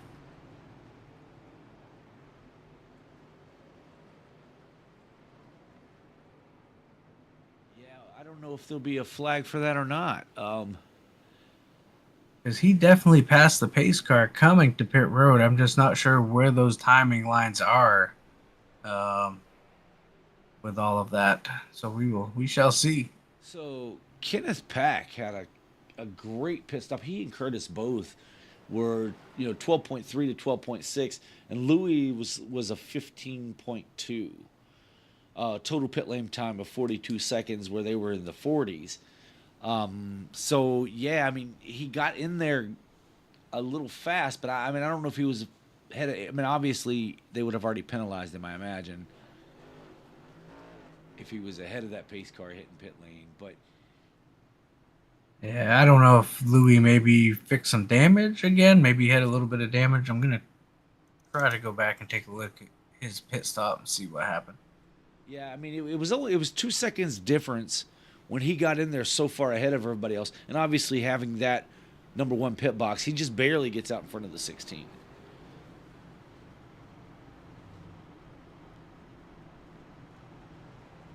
I mean, it looks like a normal pit stop, so Yeah, he's going to have a talk with or the crew chief's going to have a talk with the rest of the team there, tire changers, or the jack man, or whoever dropped the ball there. It cost them a couple seconds. No harm, no foul this time, as he does come out first, and will be the control car on this restart. yeah. So Kenneth Pack took fuel only is what happened there. I believe I would have took at least right sides. I mean, it was still 12 seconds on pit lane. Yeah, I'm looking at Kenneth now. No, the car does not go up on the right or the left, so that was fuel only for the 75 as well. Yeah, so losing 2 seconds and no positions and still getting 4 tires was definitely the way to go. And tires aren't necessary here. It's just that they will help you, help you feel that grip a little more with a fresh set of tires. You won't be afraid to make moves where you otherwise may get a little bit swirly or loose. Yeah, but nonetheless, they're headed down the backstretch here. Lights are out. They will be going back to green this time by.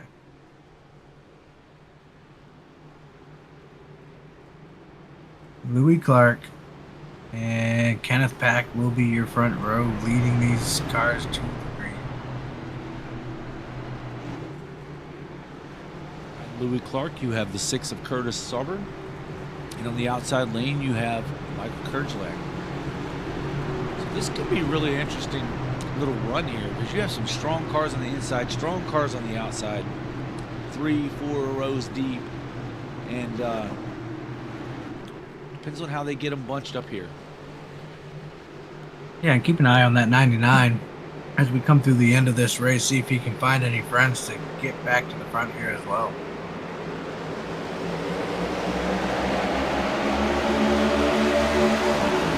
Smooth start from 73, didn't get out too far, was able to jump up in front of that outside lane.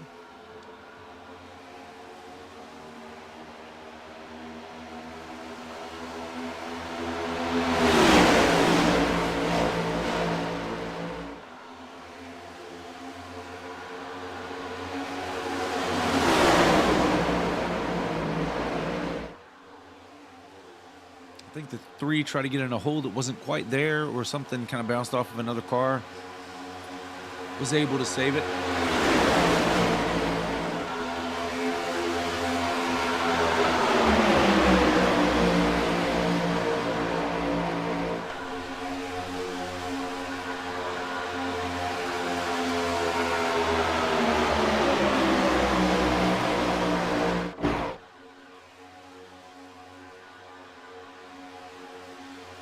Much settled down. We have a couple of cars on the outside line. The 99 and the 75 of James Nelson.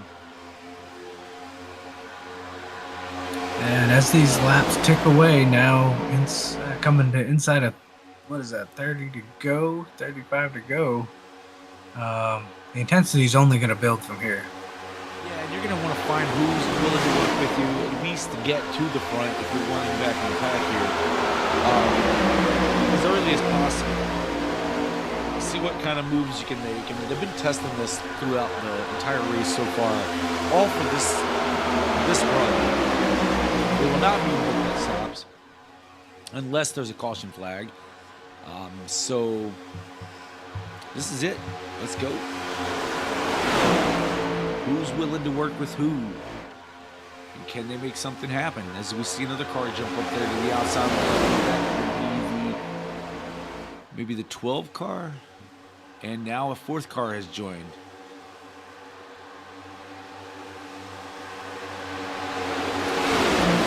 Never did get it really going there as the 12, 75, and 99. Again, they put their cars in the front. The 6 jumps up in front of the 99, gets hooked. No. 6 saved it. Yeah, that was a big hit. Trying to catch him, yeah, that unfortunately is going to really hurt the 6. Yeah, he's going to drop back here, lose the draft. He may go. These other cars, Cal Purcell and Tyler Osborne, were able to keep on pushing around him. They would have really liked to seen him be a little bit faster there so that the 3 of them could have got together. But now he has Half Nelson and the 2 of Tyrone Yo about to bear down on him. Is that Tyrone Yo back out on track? Yeah. Tyrone Yo and Half Nelson working together there, but they go to the outside of the 6.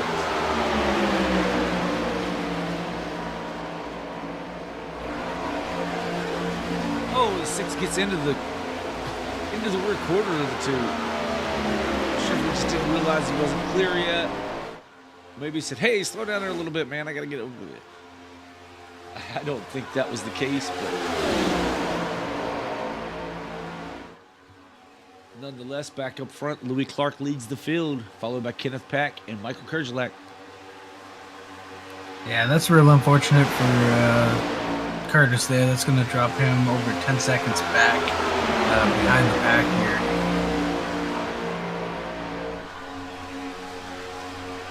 These races have been known to go into overtime, so it's not over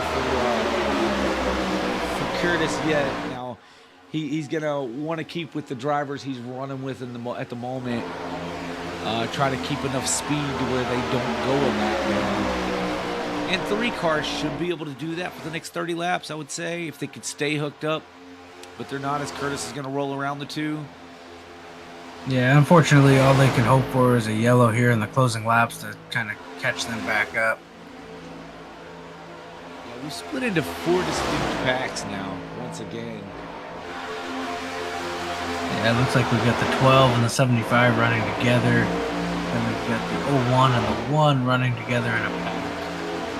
The 01 to 38, and so 38's in Yeah. that mix too.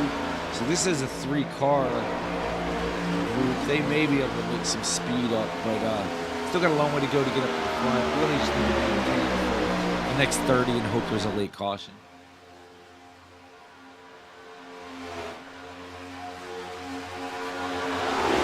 Yeah, and again, thanks to everybody at home watching here on Friday evening. We do broadcast other races throughout the week, so make sure if you're not subscribed, subscribe, hit that bell, and don't miss any of these races here. If you're enjoying watching this, we are definitely enjoying bringing it to you. I like being up here in the booth. It's a lot of fun. We seem to get a little better at it every week, so there's something you don't like we've done so far, like me saying a lot, we get better as we go along.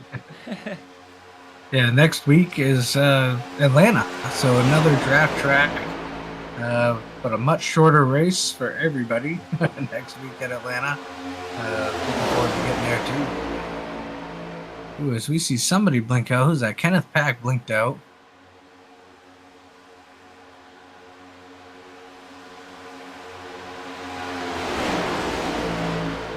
And this 3-car group seems to be pulling away from Larry Stubblefield just a bit. He's still holding on to their draft, and he has Jamie Mullins not far behind him, so there's nothing to worry about there.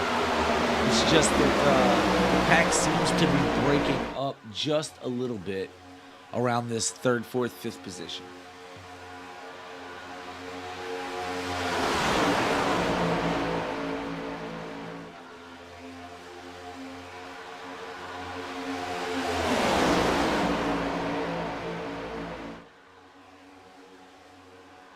This is like the calm before the storm, Dave.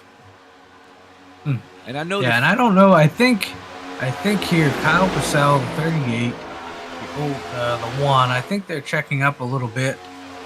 So that pack led by Curtis Auburn, they're closing quickly. So that's going to turn into a 6-car pack here. The 6 has caught the back of the 1. And that may help them make up some of this gap, especially when the drivers up front start racing. Right? If they stay single file, when the front group starts racing, if the front group starts racing with 15 to go, they're in great shape. Yeah, I see Jamie Mullins has hit pit road here. Not sure why. Looks like he has disappeared.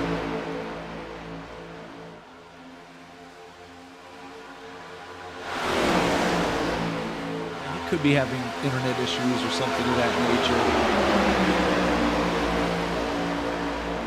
He's still not returned.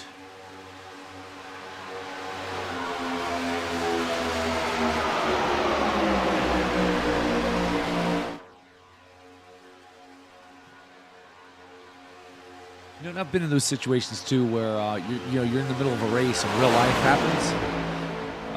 Because despite what you think, although these guys are in race cars and out here really wanting to win these races and don't want to get out of it for anything, sometimes the world around you still happens and you have to get up and handle that. So hope everything's all right with Mr. Mullins. Get back in and finish this thing.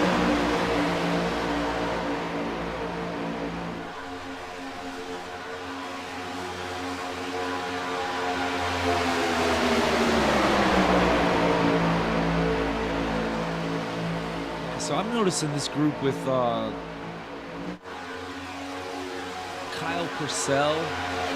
They're running a second faster than the lead group is.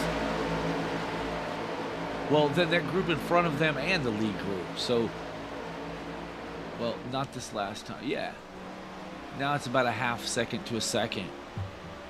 So the leaders they're about half second faster than the leaders. They're over a second faster than the group in front of them. So they're really keeping it together back there. Cal Purcell, Tommy Osborne, Curtis Sauber, and they're making some time. And they're being led by the lap car of Greg Barnett at the moment, or lapped at the moment. But Barnett seems to be fast leading, so leave him there. Yeah, absolutely. Pull away from Tyrone Yo.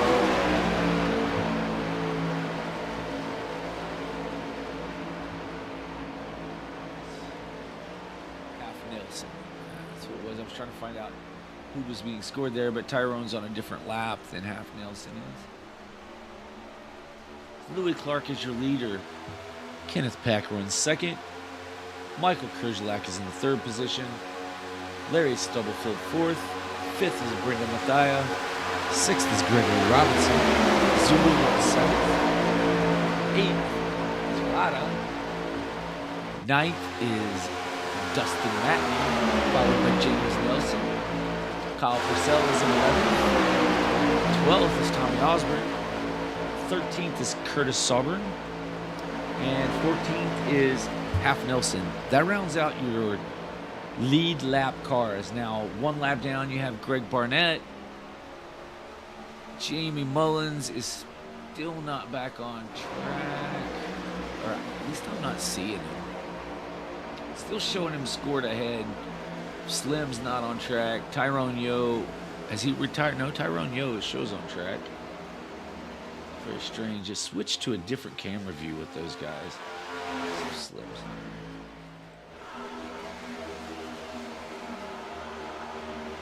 So with, okay, I see what's happening. Michael Boone is off. Nathan Christensen is off. Eric Burton is off. That would be your full field rundown. This is the Quick Finishers Racing League. Check them out on Facebook. Facebook.com. Search for QFRL. Really simple to find. Drop them a message if you want to sponsor one of these races or sponsor a season, or if you want your sponsors painted on one of the lovely cars here, I'm sure that they can hook you up with the car number and driver who you would like to sponsor. This stuff isn't expensive, folks, but you can get your name out there, your business out there, and folks from like all over the place can see it. It'll be on here forever and ever and ever here on the YouTubes. So contact them today at facebook.com, search for QFRL. We are the Sim World Racing Network. For the time being, you can get a hold of us on facebook.com/All-American Racing League. Just message us there, and we can let you know about pricing for our broadcasting or special sponsor offers that we may be able to offer you if you're interested in any of that. Check us out on Tuesday nights for the All-American Racing League's Cup Series, Sunday nights for the All-American Racing League Truck Series, and right here on Friday nights following the Cup season, right here with the QFRL.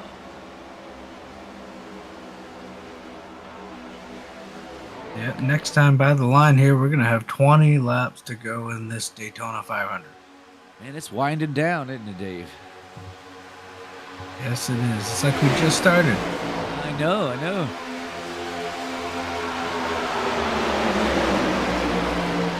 Pole sitter and stage 1 winner Louis Clark still leads the field. I don't think he's going to have many friends when it comes down to the last lap of this race, Dave. Especially not being at the front of the field there. It's hard to... You feel like you're a sitting duck when you're out front.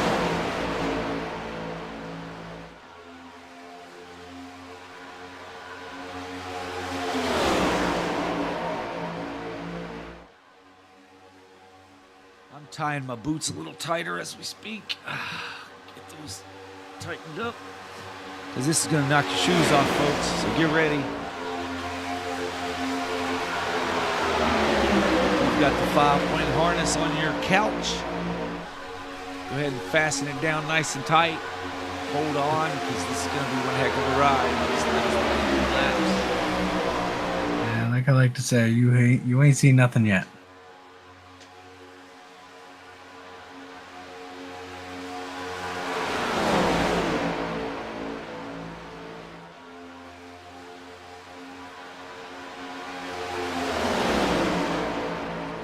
Back just a few cars in this first pack, see if we see anybody looking out, and we do. So we see from third on back, so Kerjelak kind of looking to the right there just a little bit.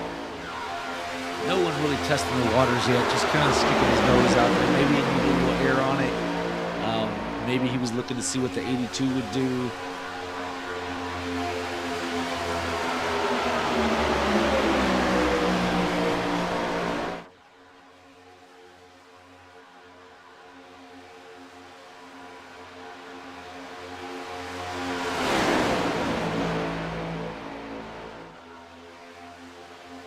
Yeah, I mean, this second pack is definitely gaining on the lead pack. Definitely moving forward. Yeah, I mean, so they've grown quite a bit, right? You've got Kyle Purcell, Tommy Osborne, Curtis Auburn, James Nelson, Dustin Matney, all in this pack together.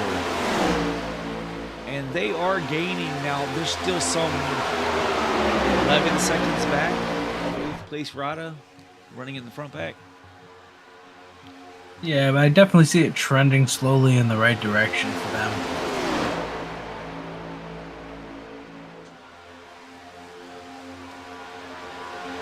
If these guys get to racing, like we say, 15 to go, 10 to go, these guys get side by side, starting to shuffle it up a little bit. It's going to allow that backpack to really start pulling in, closing up that now 10 to 11 second gap. Yeah, definitely a caution will change everything in this race. So Everything.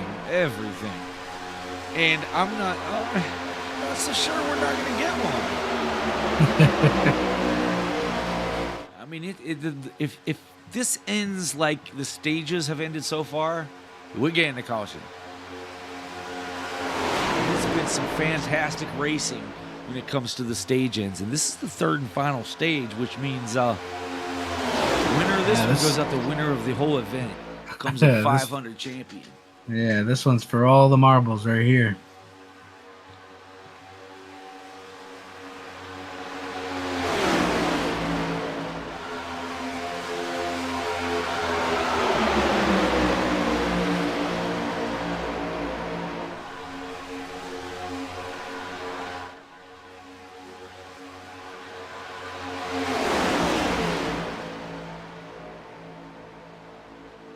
See on Yeah, screen, so folks, this is your gap back to that second pack. So it's still a good distance back, but they're staying real tight together.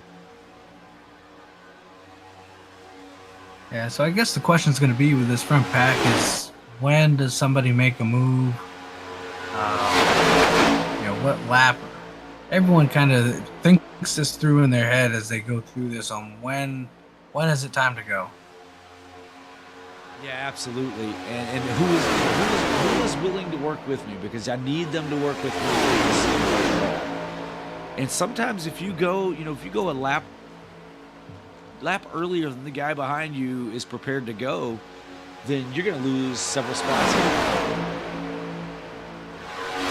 I think it's one of those things, depending on when they go, if it's me sitting back there, say with the 99 and the 82 Fahrenheit decides to go, and he's going a little early, you might stick to the bottom and try to gain a couple spots before you make your move. So it's all one of those, when someone goes, as we see the 89 now jump to the outside, or the 98, Zulu, he's now all by himself on the outside. Yeah, and this time his brother didn't go with him.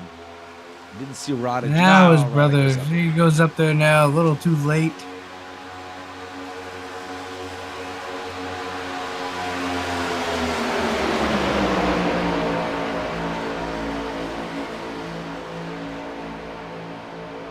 I was looking for the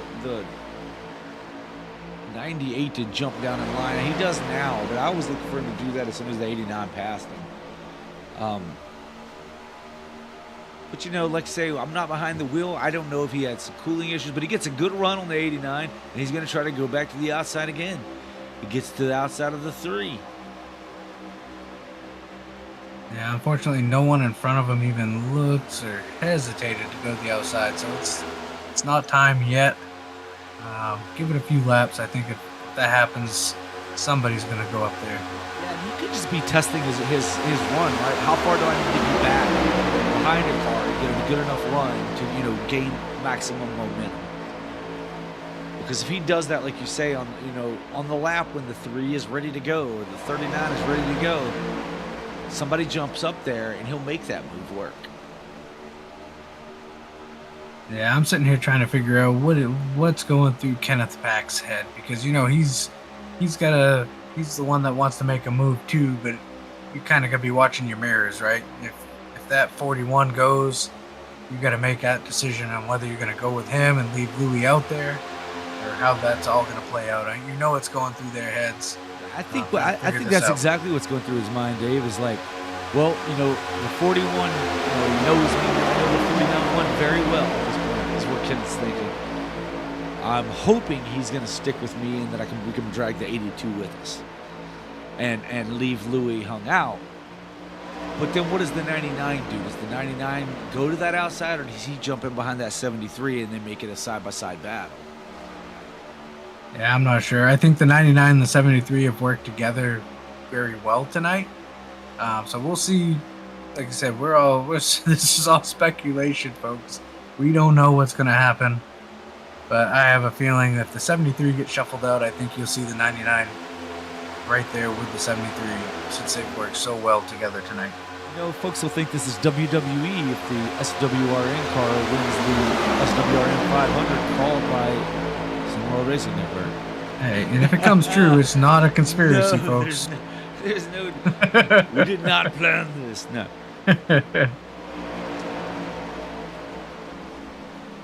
We're going to find out in about 10 laps. 10 laps to go here in the SimWorld Racing Network 500 from Daytona for the Quick Finishers Racing League Cup Series.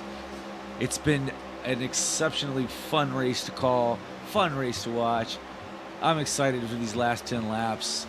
These drivers start to spread out just a bit.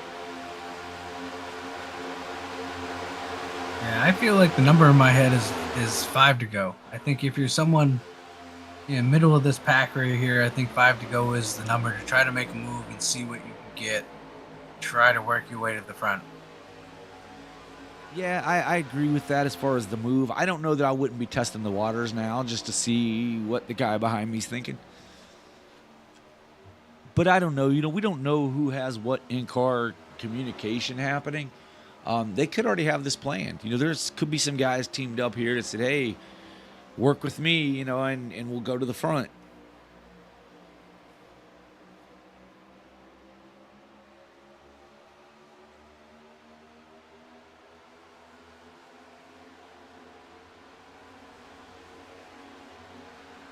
Looking at Kenneth Pack's speed right now, he's hitting 189, 190, riding in the draft there behind Louis Clark.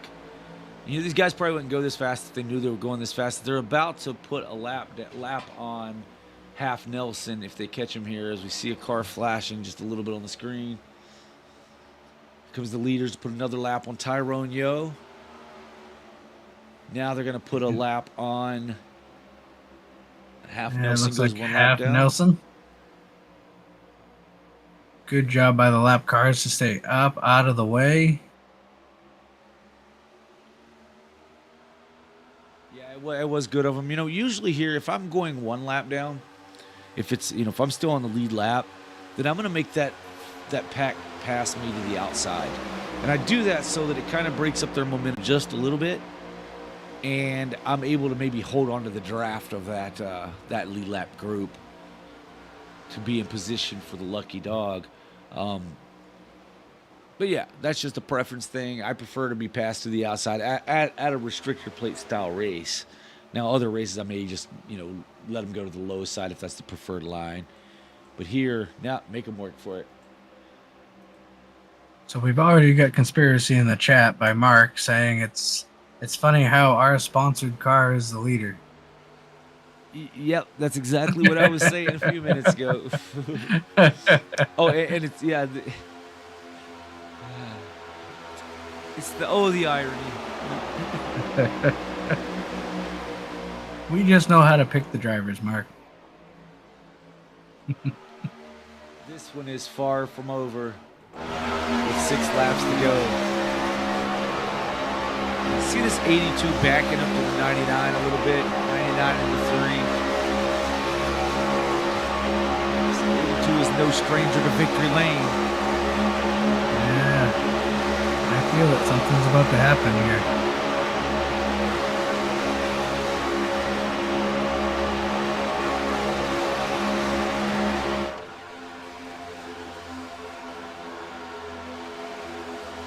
Come around through the tri-oval. There's going to be 5 laps to go this time by.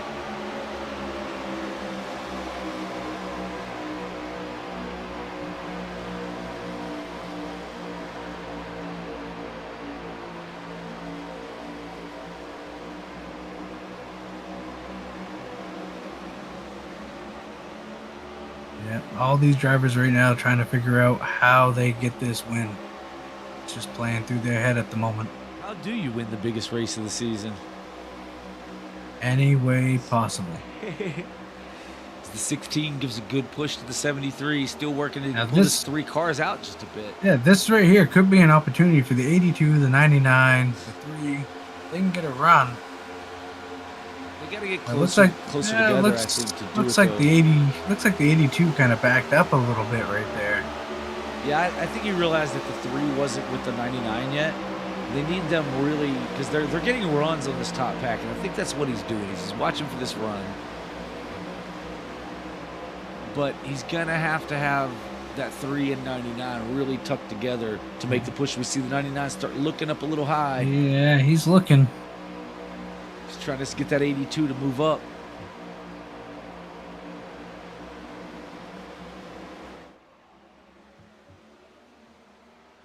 And Louis Clark's got to be careful there. He's drifting up just a little bit, leaving that bottom open.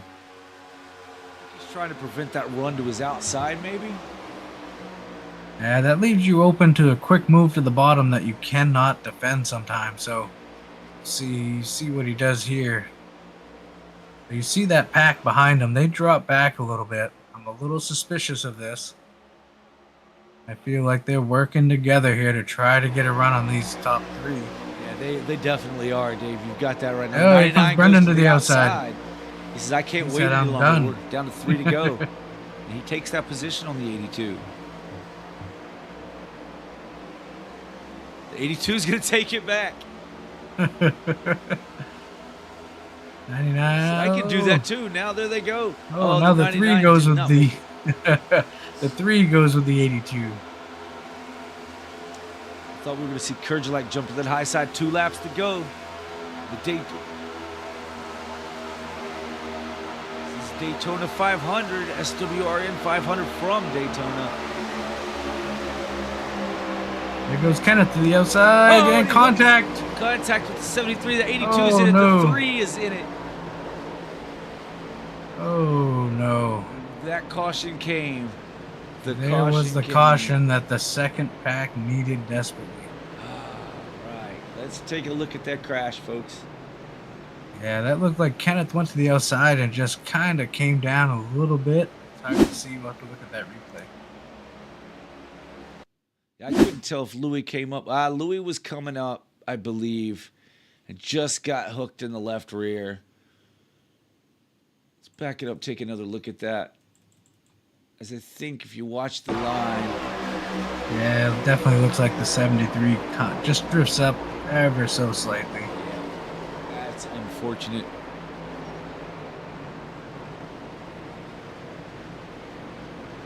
That's WWE. That's from the top rope, baby. Yeah, but if I'm correct, it kind of, I believe 73 still had a faster pair. I think he fixed his stuff under yellows, so he may be all right here to get to the end. Yeah, he's currently being scored in the 7th position. Kenneth Pack has scored 8th. Kyle Purcell, those guys, I guess these guys got going pretty good after the incident. So they're still kind of hanging in there. Not sure how, do we know how many green white checkers? I guess I could look at this. I believe there's 3 here, but I'm not Okay, certain. I'm showing, yes, 3. So this will be the first of 3 green white checkers.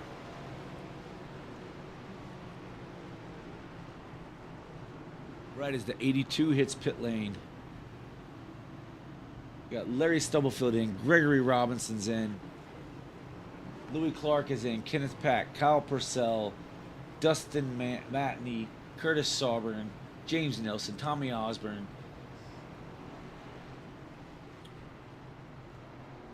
Slim is on pit lane, Tyrone's on pit lane, and Michael Boone is on pit lane.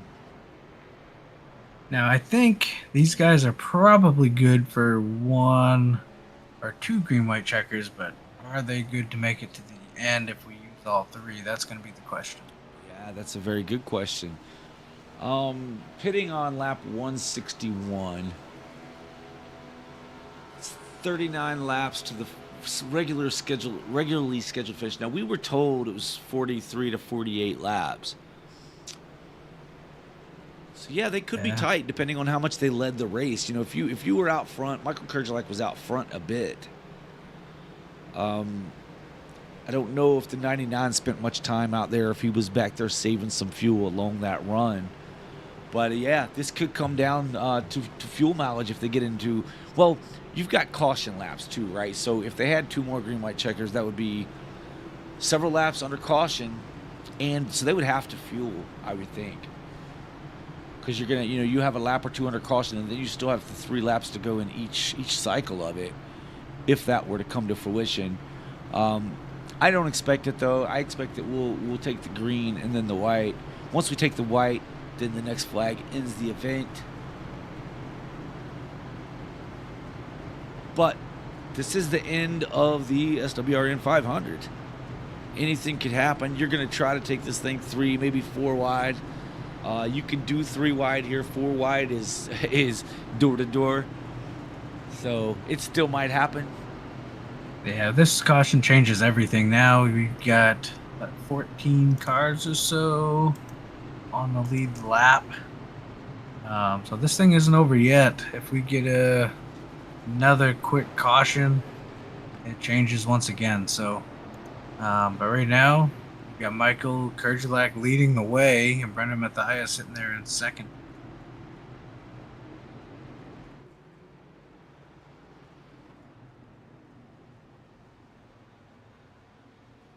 I'm nervous for him. My leg up here shaking like crazy, just watching this go on. A little anxiety kicking up.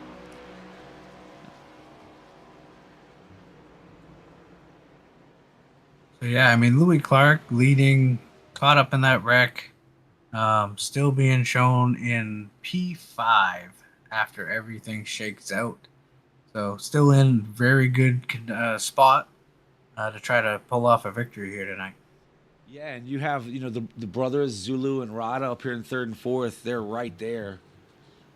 This is anybody's race, really, at this point. Curtis Sauber, who's been fast all night, he's sitting back there in the 8th position with Kyle Purcell.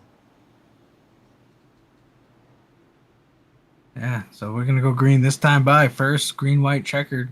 If we, like you said, if we make it around to the white, the next flag will end the race. I see the 75 and the 6 are lined up on this outside lane. Yeah, this is gonna get bonkers. I'm here for it. I see 3 wide, 4 wide in our future. What do you think? I totally agree. If it doesn't happen, yeah, I agree. I mean, this is the Daytona 500. Even more importantly, it's the SWRN 500. Very true. 500 miles is about come to an end Here already. we go. It's going to be like the Green is 506. Michael Kerjelak with a nice little jump. Hopefully he doesn't get out too far because here comes the 99. He's got help from And the the 89. 98. He's got help from the 89. They're clear of the 99 if they go high. No, the 99 drops low. Yeah.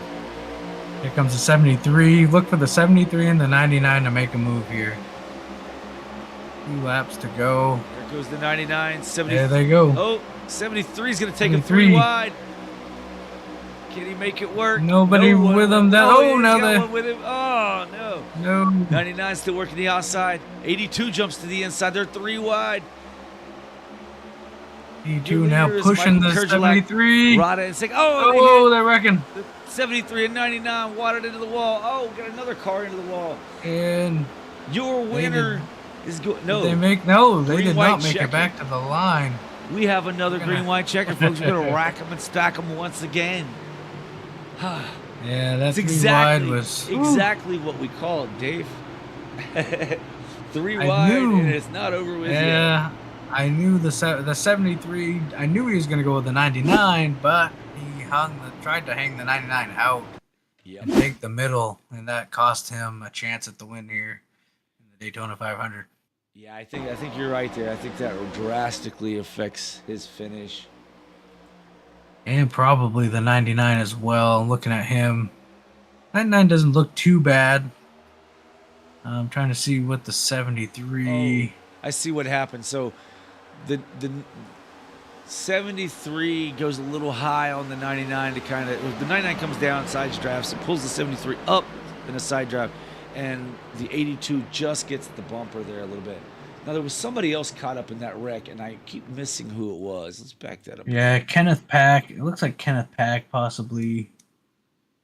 I'm looking, but maybe not. That's what it shows on my screen. Yeah, I think Kenneth Pack was in that as well. There's cars in front of them wrecking though. That was no, the that was the 12? older. Was that the 12?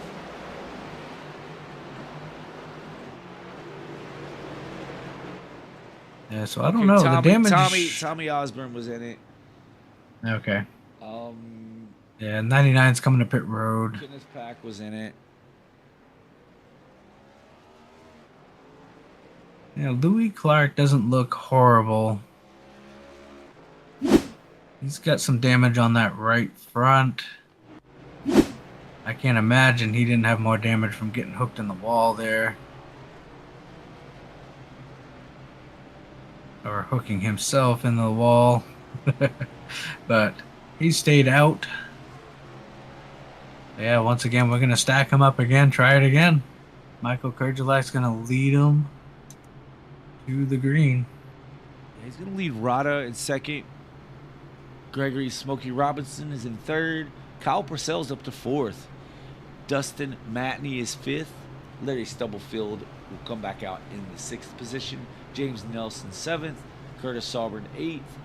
Ninth will be Louis Clark, and Zulu will be in 10th. 11th is Half Nelson. Half Nelson's doing pretty good for his inaugural race in the league. I know he's raced a couple other races with us, but this is his first points race. So good on him, sitting in 11th position, looking for a top 10 here tonight. That'd be a good night. Tommy Osborne sitting in 12th, and Brendan Mathias back to 13th. Kenneth Pack is still showing Kenneth maybe on pit lane. That's unfortunate for him. Yeah, so Kenneth Pack and Greg Barnett both on pit lane. Yeah, I think, let's see, Brendan came down. He still had a quick repair, so that's good for Brendan. I don't know. We'll see how this shakes out. I think we're going to see something similar to what we saw that last run. We'll see. We may need to use all these green, white checkers here tonight. I say we use them, Dave. Let's just use them. We got them. You might as well use them. Yeah, I mean, you can't take them home with you. They don't carry over. That's right. That's right.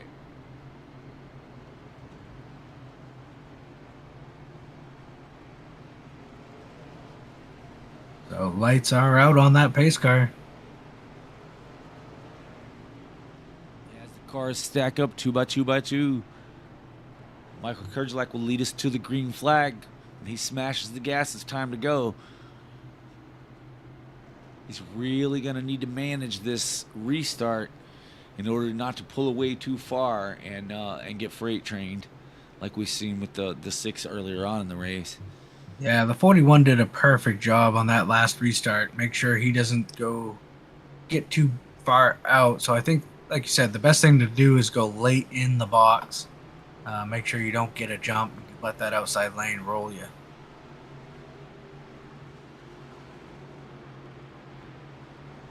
As the cars head down the backstretch for what may be the last restart of the race.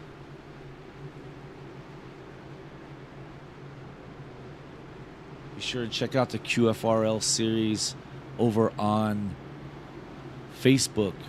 Be sure to search QFRL. Yeah, Hit the message button if you want to get in contact with. Yeah, and if you're a sim racer yourself and you'd like to have if you have any interest in this league in particular, please reach out. Always accepting new drivers here, and it's a good time. Be sure to stick around for after the race. We're going to talk to the top 3 drivers about their finishes and give them a chance to get a little interview in and ask them about how their race went. Pace car's gonna duck on off here. We are ready to go. So we see the outside lane kind of stacking up a bit. Inside lane getting a little tighter. On the loud pedal to 41. Gets a jump out ahead of the 89. Will he use the top lane or will he stay to the bottom? He stays at the bottom as the 89 is going to get a little run to the outside here. 01's catching up quickly. Now the outside lane is kind of dissipated. This may work in the short time, but if they cannot clear this inside lane, they're going to be stuck here. Help is on the way as Louis Clark jumps to the outside in front of the 6. Oh, the 3. A lot of movement. 89 is still a nose out in front of Kerjelak. Kerjelak's going to retain the lead here. Yeah, here comes that inside lane with a big run. 2, 3, and 4 off of 4. Can we make it back to the line? 1 lap to go at the line, folks. Yeah, we made it. Next flag will be the race. Michael Kerjelak still leading him around there on the bottom. 82 now is separated Larry Stubblefield into 3rd. Is that 3 of Smokey what's the 3 Robinson's you're gonna all do? over the bumper? Michael Kerjelak. Oh, the 3 gets Oh, the check up. 41 Oh, left the wrecking. bottom. No. We'll stay with the leaders, folks. Gonna be a We'll race stay to with the the line. leaders. 3. Larry Stubblefield's Pushing laying back the for a run 41. here. Watch that 82. Here he goes. He's got to run. Can he make it happen? No, the 3 goes to the outside. Oh, they're gonna block, wrecking. And it's going to be, Oh, I don't no. know who it's going to be. It's going to be Louis Clark. Louis Clark is going to win the SWRN Oh, man. 500. Oh, my Lord. Let the conspiracy theories continue as Louis Clark makes it through the carnage to win the race. My camera couldn't even keep up with it. Yeah, no, I stayed with the leader and stayed with the leader and stayed with the leader as best we could. We're going to go back and look at this wreck. We're going to let Louis get on with his burnout here. Let's back up to Michael Kerjelak's incident.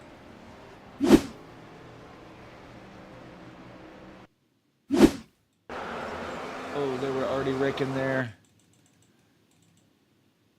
There we go. As they come through the turn, the 3 tries to go to the outside. I think the 41 goes for a late block. Can't make it happen. Now they go wrecking and wrecking and wrecking and wrecking. Yeah, it's going to be Louis Clark and Half Nelson finishes P2 and Zulu in the 98 Half SP3. Nelson finishes P2. Wow, congratulations Oh, man. to Half Nelson. Louis Clark is burning him down through the Daytona sign in the center. Gets it done. Man. I don't know if Zulu is in the Discord for an interview, Dave. Can you check to see if Zulu is let in me the... look. Hold on a second. This is his very first race with the league as well, I believe.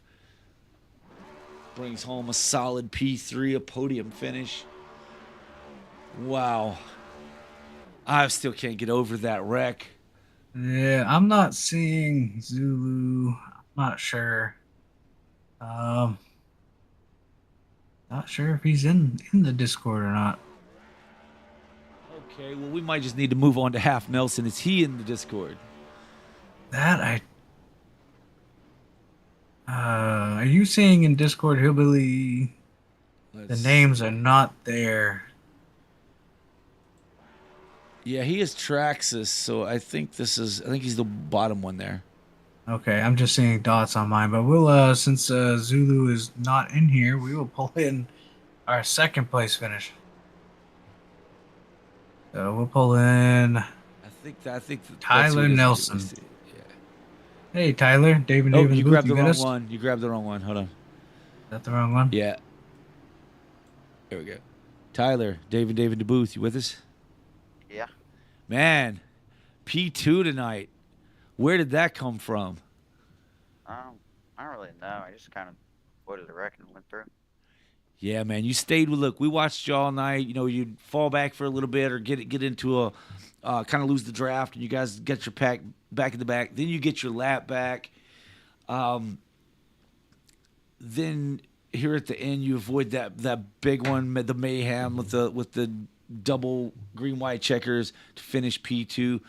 Take us through the I guess the last segment of that race and how your car was doing and what you were seeing out there. Uh, Up until that last wreck, my car had little to no damage, but I did hit one person, but it wasn't that bad. Surprised I made it across. All right, well, Yeah, Dave, Tyler, it was exciting nonetheless. I think at one point you might have been 1 or 2 laps down there for a while. So to I come believe it back, was.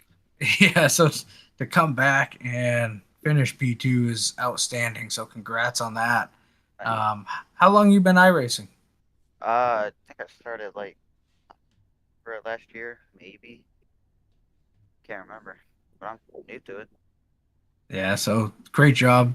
Sometimes it's not about being the fastest car here. It's about being in the right spot at the right time, and you're able to pull that one off. Congrats. So the floor is yours. Anyone you'd like to thank or shout out to? I'd like to thank whoever's watching, uh, people in QFRL, and forgot the other one. Yeah, man. that's all. Well, that's awesome, man. P2. Be sure to talk a bunch of smack in the Discord. You deserve it. You did it. Congratulations. We'll send you back to celebrate with your friends. Thank you. Have a good night. Yep. All right, that was Tyler Nelson in the number 85 Chevrolet. Well, I guess it's time. We got to go talk to our winner, Louis Clark. Hey, Louis, Dave, and Dave in the booth. You got a copy? Yeah, man. Hey, man. What a crazy finish. I'll throw that out there first. Like, that was insane finish. You made a couple little mistakes late in the race. I thought it was over for you. But in the right spot, the right time, avoided the wreck, and came home as the winner. So congrats on that. But walk us through the end of that race and what was going on. It was carnage. Well, just being in the front for them last 50 or so laps, just dragging the brake, just keeping Kenneth on my backside. I knew they were going to make a try for it. I didn't expect him to make it that early, so yeah, that's why I went up to try and block him. I didn't expect him to come up that quick, so that's on me. And then yeah, the one where we tried to go through wide. Hey, it's pretty much checker. We're gonna try it. But yeah, man, did expect to win it. Especially coming to that last green white checker, being P9 at the start. Yeah, and just wreck galore. Yeah, Louis, we're watching your in-car right now as the wreck is happening. You got hit by someone as you went down like toward pit road and then managed to pull back over the track across the start-finish line, man. I just want to say, well, thank you for making and running the SWRN paint for us tonight. Thanks for being in the booth with us here a couple of times as the stage winner. You were pole sitter, stage winner, and eventually race winner. Congratulations on all that, man. The floor is yours. Shout out whoever you want to shout out. I know you got a young'un to be checking on here shortly, so we'll let you have at it. Yeah, well, first of all, the young'un woke up, but shout out to the wife because she sorted it. Zoe, I love you. But no, AARL, you guys up in the booth, QFRL. Yeah, man, it's a lot to take in. First Daytona 500 win on iRacing. I didn't expect that at 4 o'clock this morning. Yeah, man, that was a great finish. It was a fun race altogether. Congratulations again, and we'll send you back, man. Cheers, guys. Thank you for broadcasting. Yeah, man, no problem. Thank you. Well, Dave, that race had a little bit of everything. We had some kind of taking it easy and just letting the laps pass on. We had some door-to-door action when it came down to the stage breaks. We had some carnage at the end, which you always would expect here at Daytona.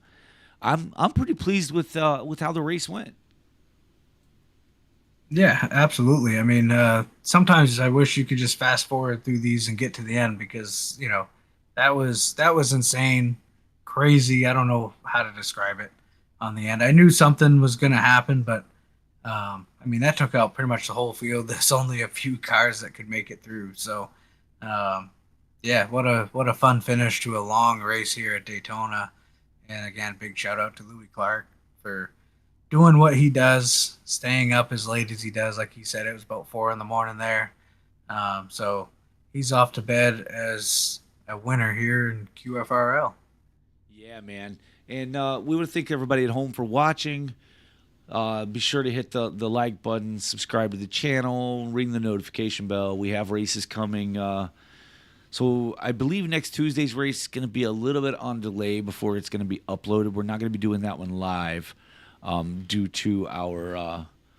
I think Nathan's going to be away, so that one we'll get it done. We will get it called, but it's going to be a little bit later getting it out. Now that's 40 laps in the All American Racing League at COTA, I believe.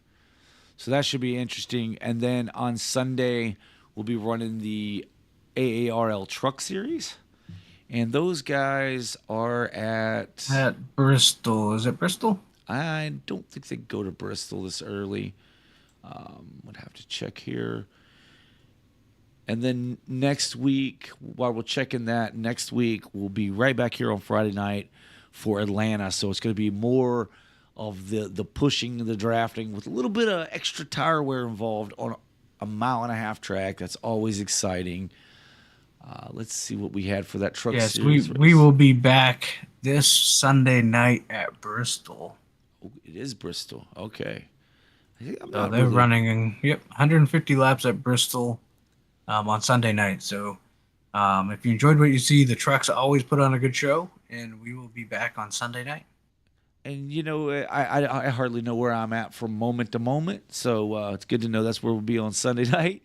So anyway, let's give you the full rundown now that SDK's finally figured it out after the chaos that happened at the end. We have Louis Clark was your winner. Half Nelson finished second. Zulu finished third. Kyle Purcell finished fourth. Tommy Osborne fifth. Rada finished in the 6th position. Kenneth Pack rebounded to the 7th position. Curtis Salburn 8th, Dustin Matney 9th, and Larry Stubblefield 10th. Yeah, 11th's going to go to Brendan Mathia. 12th to, Michael Kurgelak. Skittles. Michael Kurgelak. I'm looking at the wrong screen. James Nelson is 13th. Gregory Robinson's 14th. Greg Barnett's 15th. Slim finished 16th. Tyrone Yo finished in the 17th position after having a good run early. Jamie Mullins also had a good run early, finished 18th. Michael Boone finished 19th. Eric Thornton got into some trouble and retired from the race 98 laps down. Finished in the 20th position, and 21st was Nathan Christensen.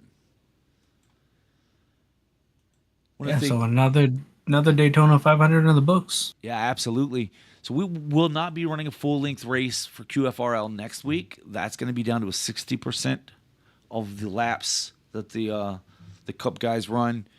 So 60%, which means 60% tires. 60% fuel, much less tires to change. Should be a good time. So be sure and join us for that race in Atlanta. For Dave and Dave at the booth, we've had one heck of a good time tonight. I want to thank you for watching, and we'll catch you next week.